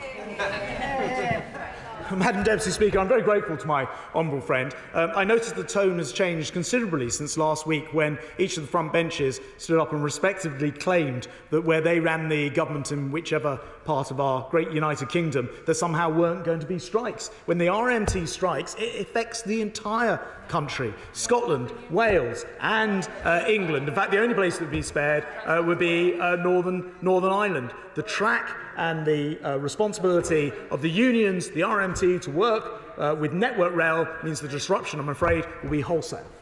Chris Stevens. Madam Deputy Speaker, can I just press the Secretary of State then, as a number have done? No, I haven't received any money, if that's the conversation he's having with his colleague. I want to press him on agency workers, because he's been asked if he's going to legislate to allow agency workers to effectively bust industrial action in the future. What guarantees will he give that those agency workers will have the necessary training in safety and all the rest of it? Or is he suggesting that Network Rail should break the law this week by hiring agency workers? And who's going to pay the fines if they do? No, they obviously cannot do that this week. But yes, I do intend to. In fact, my right honourable friend, the Secretary of State for Bays, will bring forward legislation. We'll be doing it very quickly in order to allow for what he calls agency workers. But actually, for this matter, for this purpose, is more about transferable skills. It means that somebody who's sitting at a screen in a control room and is fully qualified to run the screen next door, but at the moment is not allowed to do so because of some antiquated union rules that prevent it, that would be allowed to happen. It means that we will not have the whole country held to ransom by union barons who would prefer to pursue their narrow agenda supported by the party opposite when ordinary hard-working people want to get to work. So yes, we will be introducing that legislation and we'll be doing it very quickly. Priti Patel. Thank you, Madam Deputy Speaker. Tomorrow will see yet another day of tube strikes in London. That will be the 53rd day since Sadiq Khan became Mayor of London, even though he was elected on the basis of promising 0 strikes. This will cause untold misery and disruption to my constituents at a time when businesses in London are just beginning to recover from coronavirus.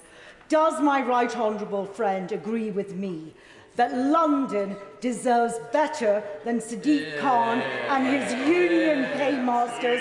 And does he agree with me that London members opposite should condemn these strikes rather than tacitly supporting them?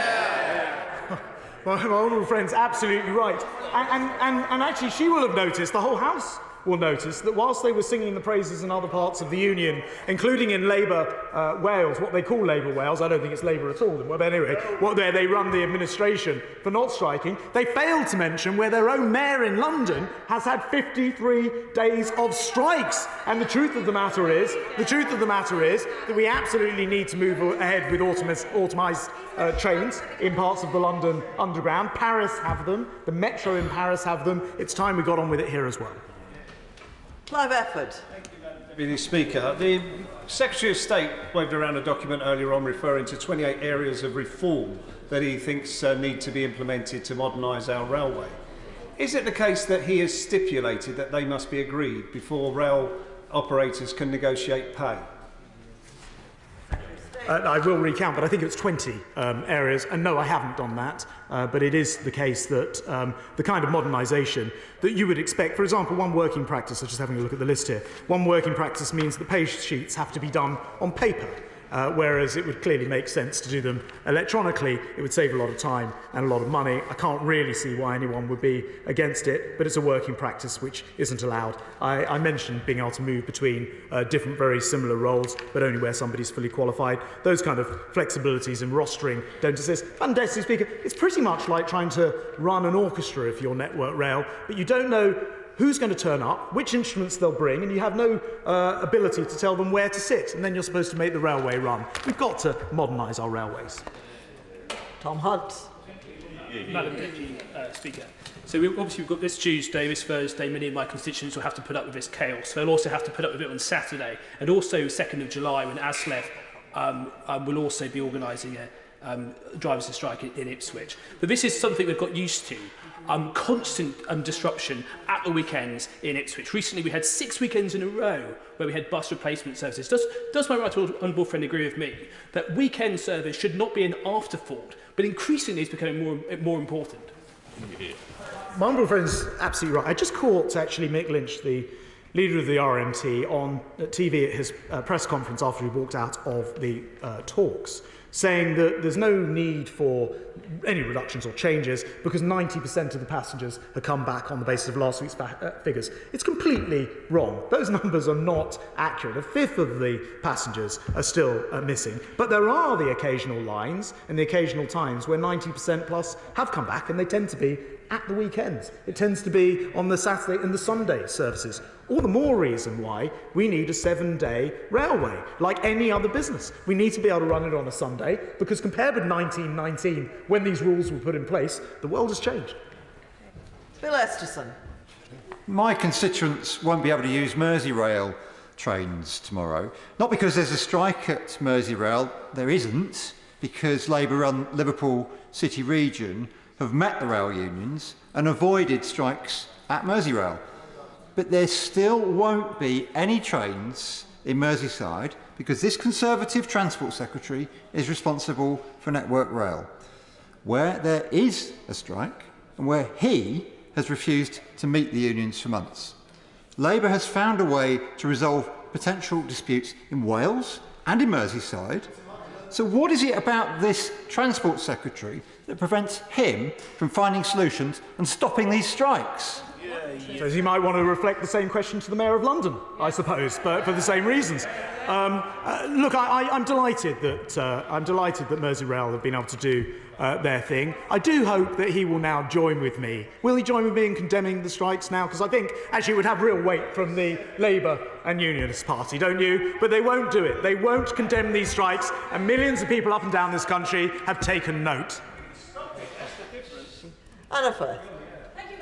Speaker, does the Secretary of State agree with me that those on the other side who refuse to condemn these strikes have no regard to the potential effect on the exam results of children taking GCSEs and A-levels up and down the country?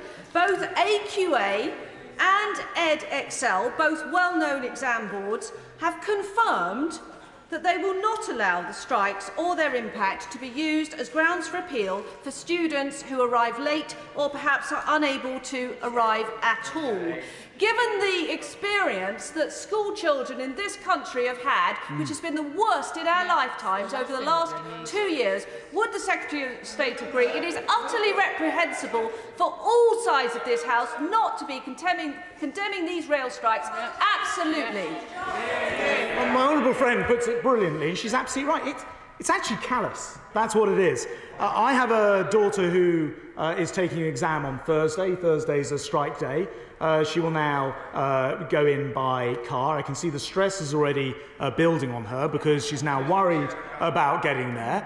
And yet they've got nothing to say on the subject. They refuse to condemn the strikes. My honourable friend's right. It's a callous approach. Khalid Mahmood. Thank you, Madam Deputy Speaker. The Secretary of State came into this chamber with conflated rage about workers, comparing them to the 70s workers. He should know, I'm not quite sure how old he was, but the Thatcher anti-union laws that came in are what this current modern unions are working under. They're holding up their obligations to the law as it is. Why doesn't he get round to the table? He's ultimately responsible for the rail network across the UK. Why doesn't he get around to the table and deal with that? That's right, I can assure the honourable gentleman it's anything but confected rage when I see what's happening not just to my daughter and others taking exams, but hard-pressed people across the country who cannot get to their jobs and veterans who want to go and celebrate. And secondly, will he join me in condemning these strikes? Sarah Arthurton. Speaker, tomorrow in Parliament I was due to host the Kellogg's Breakfast Club Awards, as Kellogg's is in my constituency of Wrexham. This was to honour the 5,000 schools and their teachers who diligently run the Kellogg's Breakfast Clubs, which aims to tackle food insecurity. These have now been cancelled thanks to the strike. So does my honourable friend agree with me? By the RMT striking for more, this means they take away from the many. My honourable friend's absolutely right, and it's another example of how not condemning the strikes is being part of the problem. You have to be prepared to stand up for what you believe, and if you don't want school trips like that to be cancelled from people, from companies doing corporate social responsibility, from people getting to visit Parliament, from all of these different activities, you have to be on the side of people using the railway, and that means you have to condemn these strikes.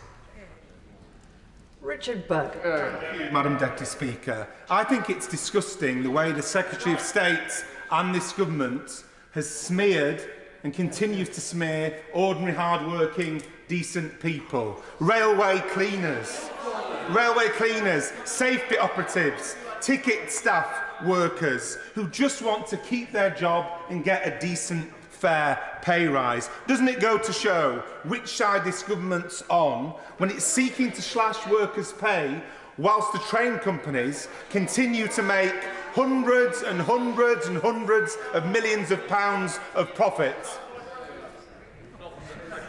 So I was just checking if it was the RMT handout, because what he's saying is factually untrue in all the ways that the RMT and Mick Lynch this afternoon, who went on television at the press conference and said a series of things which are untruths. One of the untruths is that anybody is trying to cut anyone's pay. I'm afraid it's being propagated by the front bench, who tries to suggest this is somehow like P&O. It is not true. We are putting salaries up. We want people to earn decent wages for decent days of work. We just need to get the reform so we're not stuck in the 1970s on a railway which is having to recover from coronavirus.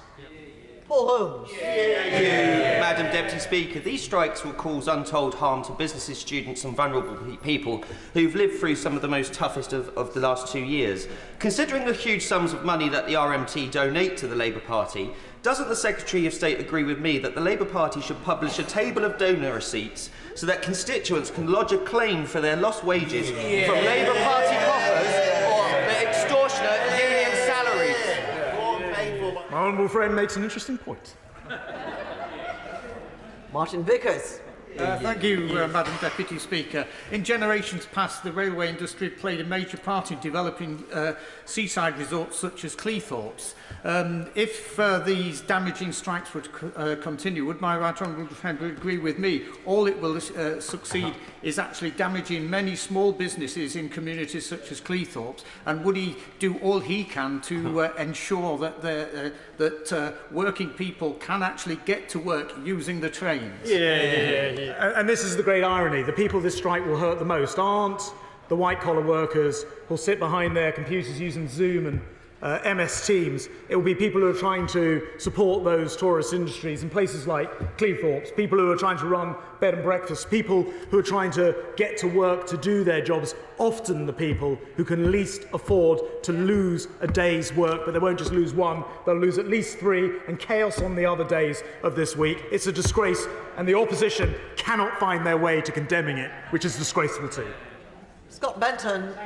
Mr. Speaker, the trade unions decided to go on strike without even knowing what the industry were offering in terms of pay and conditions. Does my right honourable friend agree with me that this exposes the strikes for exactly what they are, political game playing from the Labour Party and their trade union paymasters without a second thought for the hard-working, travelling British public?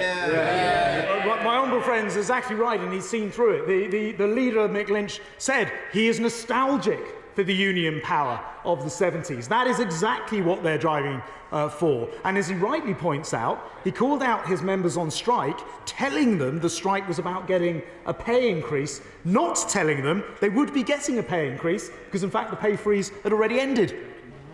Saki Bhatti.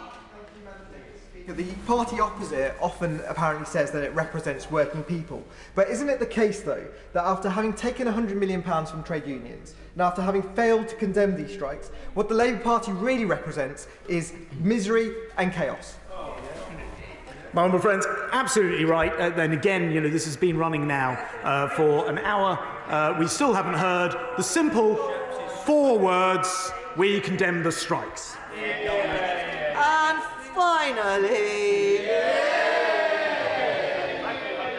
Lee Anderson. And Deputy Speaker, now then, this strike is a real kick in the teeth for the hard-working taxpayer who have really dug deep over the past 18 months to keep this industry alive. So does my right honourable friend agree with me that the party opposite, the spineless party opposite, should grow a backbone and condemn these strikes?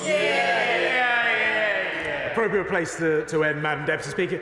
My honourable friend's absolutely right. People have dug deep. That's exactly what they've done. £600 per household. People are furious that they paid out that money to make sure that nobody lost their jobs. And what thanks have they got? Where's the reward? Where's the thank you for keeping the railway going? A strike that will put people out of pay, that will hit people's pockets once again, and the party opposite cannot even find their way to say, we condemn the strikes. It's a disgrace.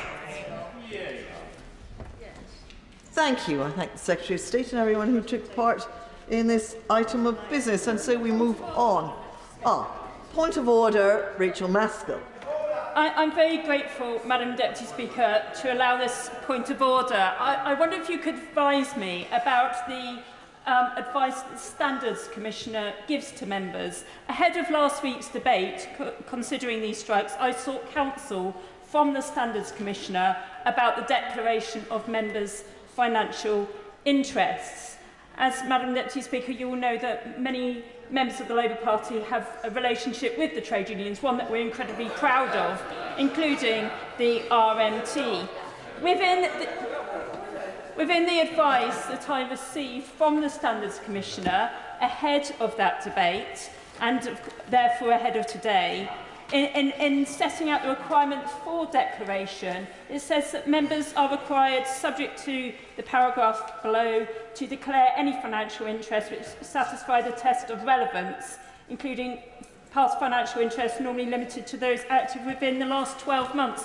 It is my recollection, Madam Deputy Speaker, that the general election was 2.5 years ago. So could she say if it's in order that we don't have to keep raising our register of financial interest 2.5 years after a declaration has been made? Well, I thank the Honourable Lady for her very reasonable point of order. And there has been some confusion as to what is required. The Honourable Lady read out advice and rules from the Standards Committee, and I believe that what she said is absolutely correct, and it's useful for the House to hear that. I cannot judge here and now, without having had a while to look at all of the circumstances, exactly what any individual honourable member should do when they have received or are receiving or have in the past received or might in the future received financial help. But I would say there is a very simple principle that transparency and honesty is always best. I know the Honourable Lady will agree with me on that, and if any member has doubt as to whether they should disclose anything about their own financial situation or not, I would suggest to them that they think about what is the honourable thing to do, what is the transparent and reasonable thing to do, rather than exactly where does the line come if this were to be challenged in a court of law or in a committee. If we all stick to principles rather than the exact black and white of the rules, then we are likely to have a parliament that works best. And I do honestly think that the vast majority of honourable members do act honourably in this respect. Does that answer the Honourable Lady's question? Thank you, Madam. Thank you. Point of order, Wendy Chamberlain. Thank you, Madam Deputy Speaker. Members may be aware of early editions of Saturday's Times, which included a story regarding the conduct of the Prime Minister when he was Foreign Secretary. The piece alleged that the Prime Minister attempted to appoint the then Carrie Symonds, now Carrie Johnson, as his Chief of Staff, a taxpayer-funded role, paying a significant salary. At the time, the relationship was not public. I have particular concerns regarding the disappearance of this story from the Times. A Downing Street spokesperson has confirmed they did contact the Times and asked them to retract the story, and it's been alleged the Prime Minister attempted to take out an injunction.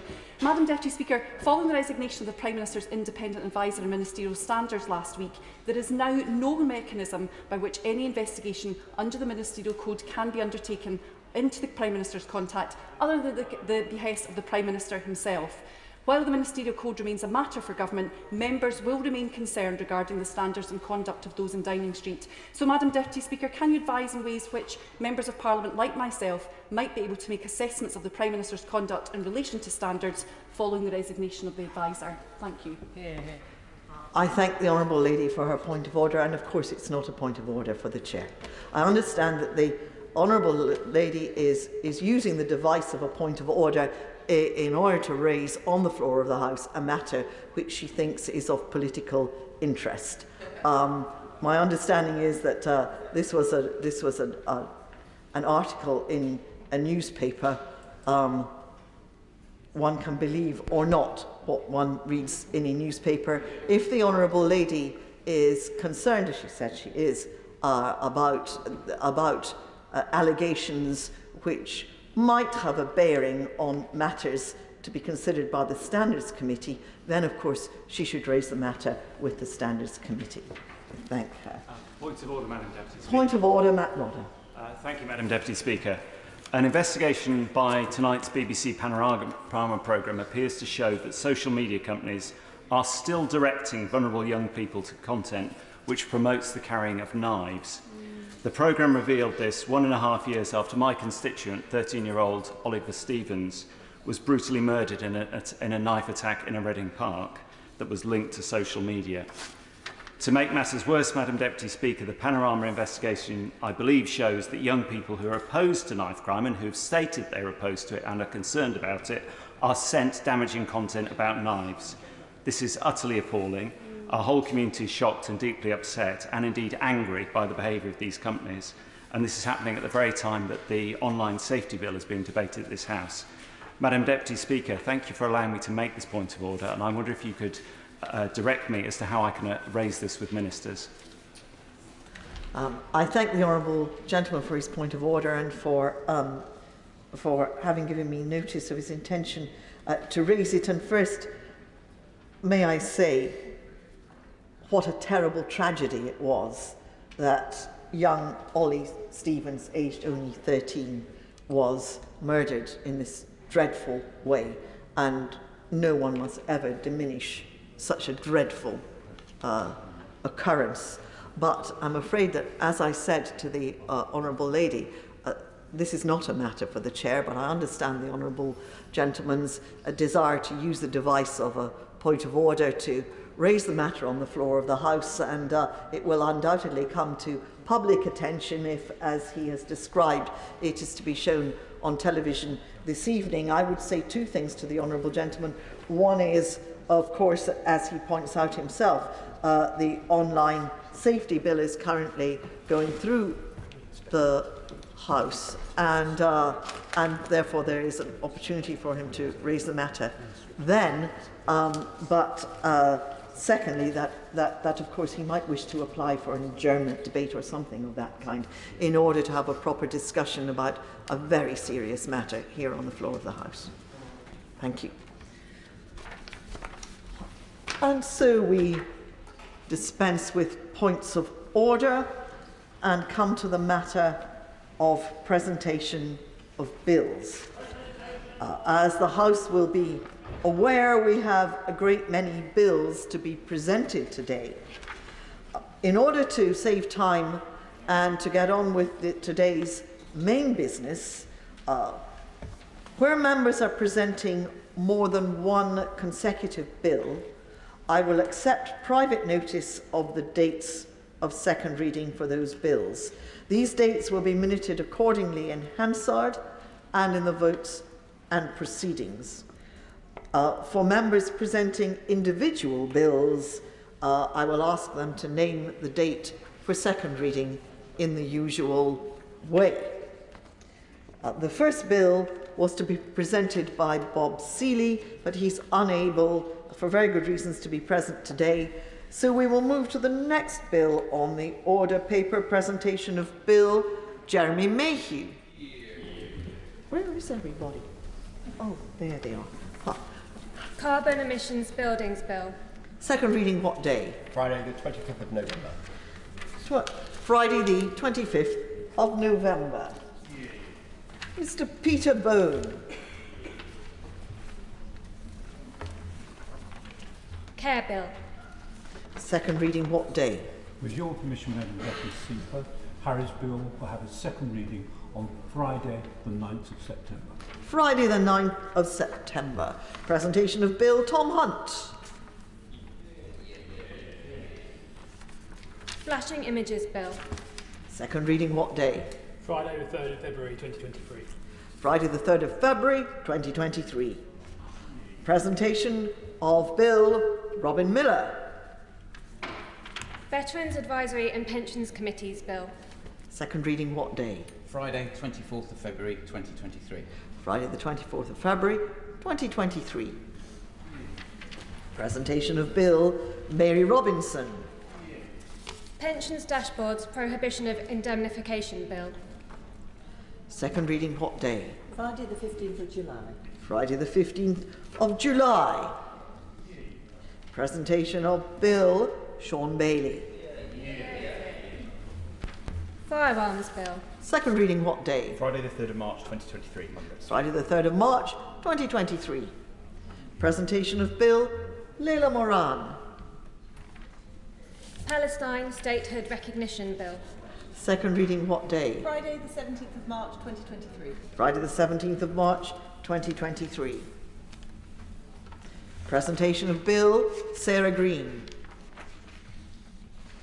Chalk Streams Protection Bill. Second reading what day? Friday 17th of March 2023. Friday the 17th of March 2023. Presentation of Bill Chris Stevens. Corporate Homicide Bill. Second reading what day? Friday the 18th of November, Madam Deputy. Friday the 18th of November. Presentation of Bill Rachel Maskell. Short-term and holiday let accommodation licensing bill. Second reading what day? Friday the 9th of December 2022. Friday the 9th of December. Presentation of Bill Caroline Lucas. Countryside and Rights of Way Act 2000 Amendment Bill. Second reading what day? Friday the 28th of October. Friday the 28th of October. Presentation of Bill Sir Christopher Chope.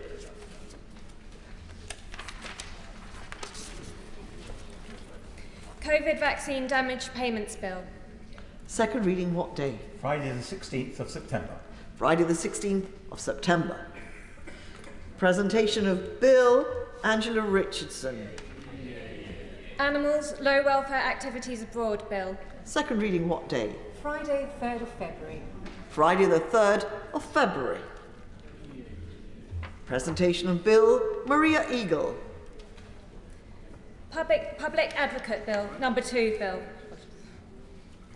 Second reading what day? Friday the 15th of July, Madam Deputy Speaker. Friday the 15th of July.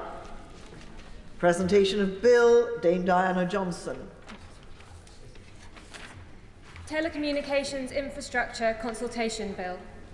Second reading what day? Friday the 18th of November 2022. Friday the 18th of November. Presentation of Bill Mark Jenkinson. Hereditary Titles Female Succession Bill.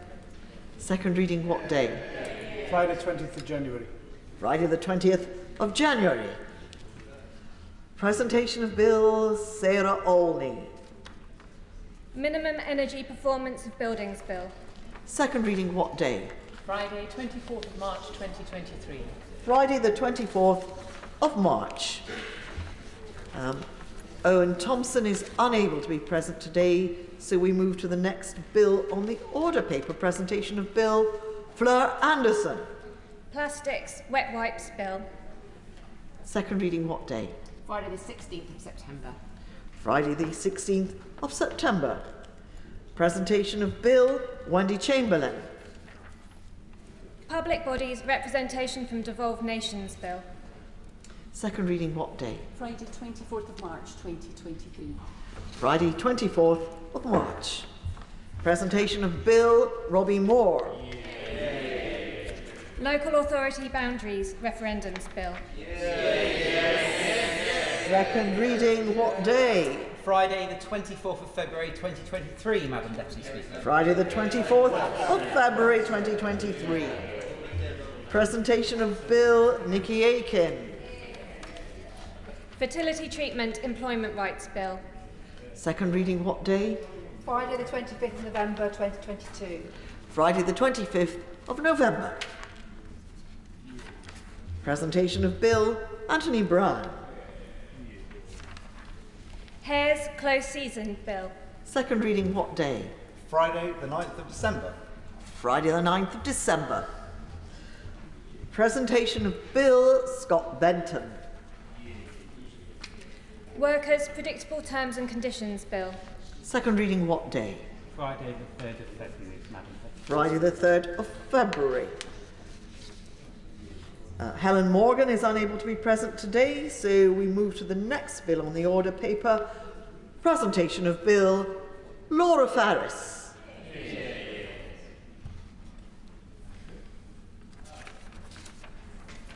Sexually Motivated Manslaughter Sentencing Bill. Second reading what day? Friday the 25th of November. Friday the 25th of November. Presentation of Bill Daisy Cooper. Access to Elected Office Fund Report Bill. Second reading what day? Friday the 17th of March 2023. Friday the 17th of March. Tim Farron is unable to be present today, so we move to the next bill on the order paper. Presentation of Bill Giles Watling.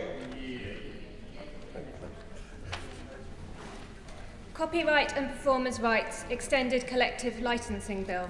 Second reading what day? Friday, 25th of November, 2022. Friday the 25th of November. Presentation of Bill Jim Shannon.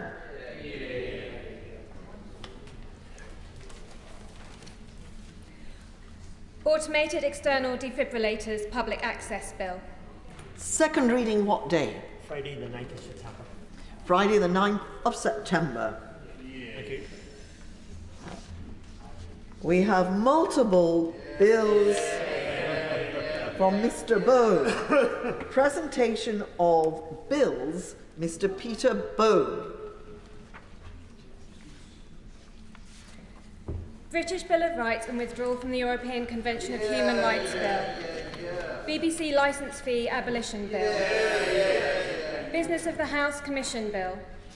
Electoral Commission Abolition Bill. General Election Leaders Debates Bill. Hospitals Parking Charges and Business Rates Bill. Human Trafficking Child Protection Bill. Human Trafficking Sentencing Bill. Prime Minister Accountability to the House of Commons Bill. Prime Minister Temporary Replacement Bill. Voter Registration Bill. Second reading dates, as we will not go through all of the dates at this moment. The dates will be recorded in the votes and proceedings. We have several bills from Chris Stevens. Presentation of bills, Chris Stevens. Workers' Rights and Definition Bill. Full Employment Bill. Devolution Employment Scotland Bill. Health and Safety at Work Bill. Asylum Seekers Accommodation Eviction Procedures Bill. Disability Benefit Assessments Recording Bill. Benefit Sanctions Warnings Bill. Universal Credit Sanctions 0 Hours Contracts Bill. Parliamentary and Health Service Ombudsman Powers Bill. Under Occupancy Penalty Report Bill. Asylum Seekers Permission to Work Bill. Housing Standards Refugees and Asylum Seekers Bill. Social Security Benefits Healthy Eating Bill. Evictions Universal Credit Bill. Second reading dates will be recorded in the votes and proceedings. Presentation of bills, Sir Christopher Chill. Mobile Homes Act 1983 Amendment Bill. Mobile Homes Pitch Fees Bill. Anonymity of Suspects Bill. COVID-19 Vaccine Damage Bill. COVID-19 Vaccine Diagnosis and Treatment Bill. Domestic Energy Value Added Tax Bill. Public Health Control of Disease Act 1984 Amendment Bill. Caravan Site Licensing Exemptions of Motorhomes Bill.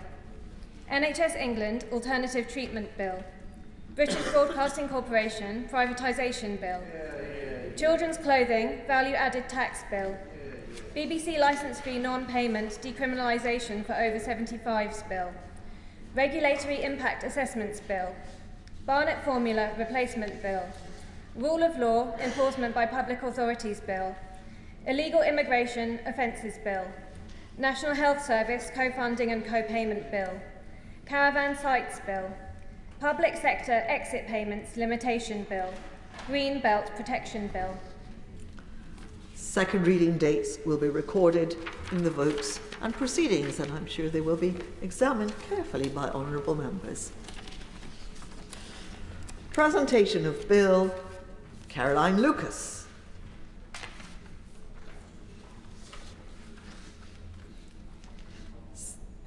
Decarbonisation and Economic Strategy Bill. Second reading what day? Friday the 28th of October. Presentation of Bill, Robbie Moore. Participation in Court Proceedings, Live Links Bill. Second reading what day? Friday the 24th of March 2023. Presentation of Bill, Rachel Maskell.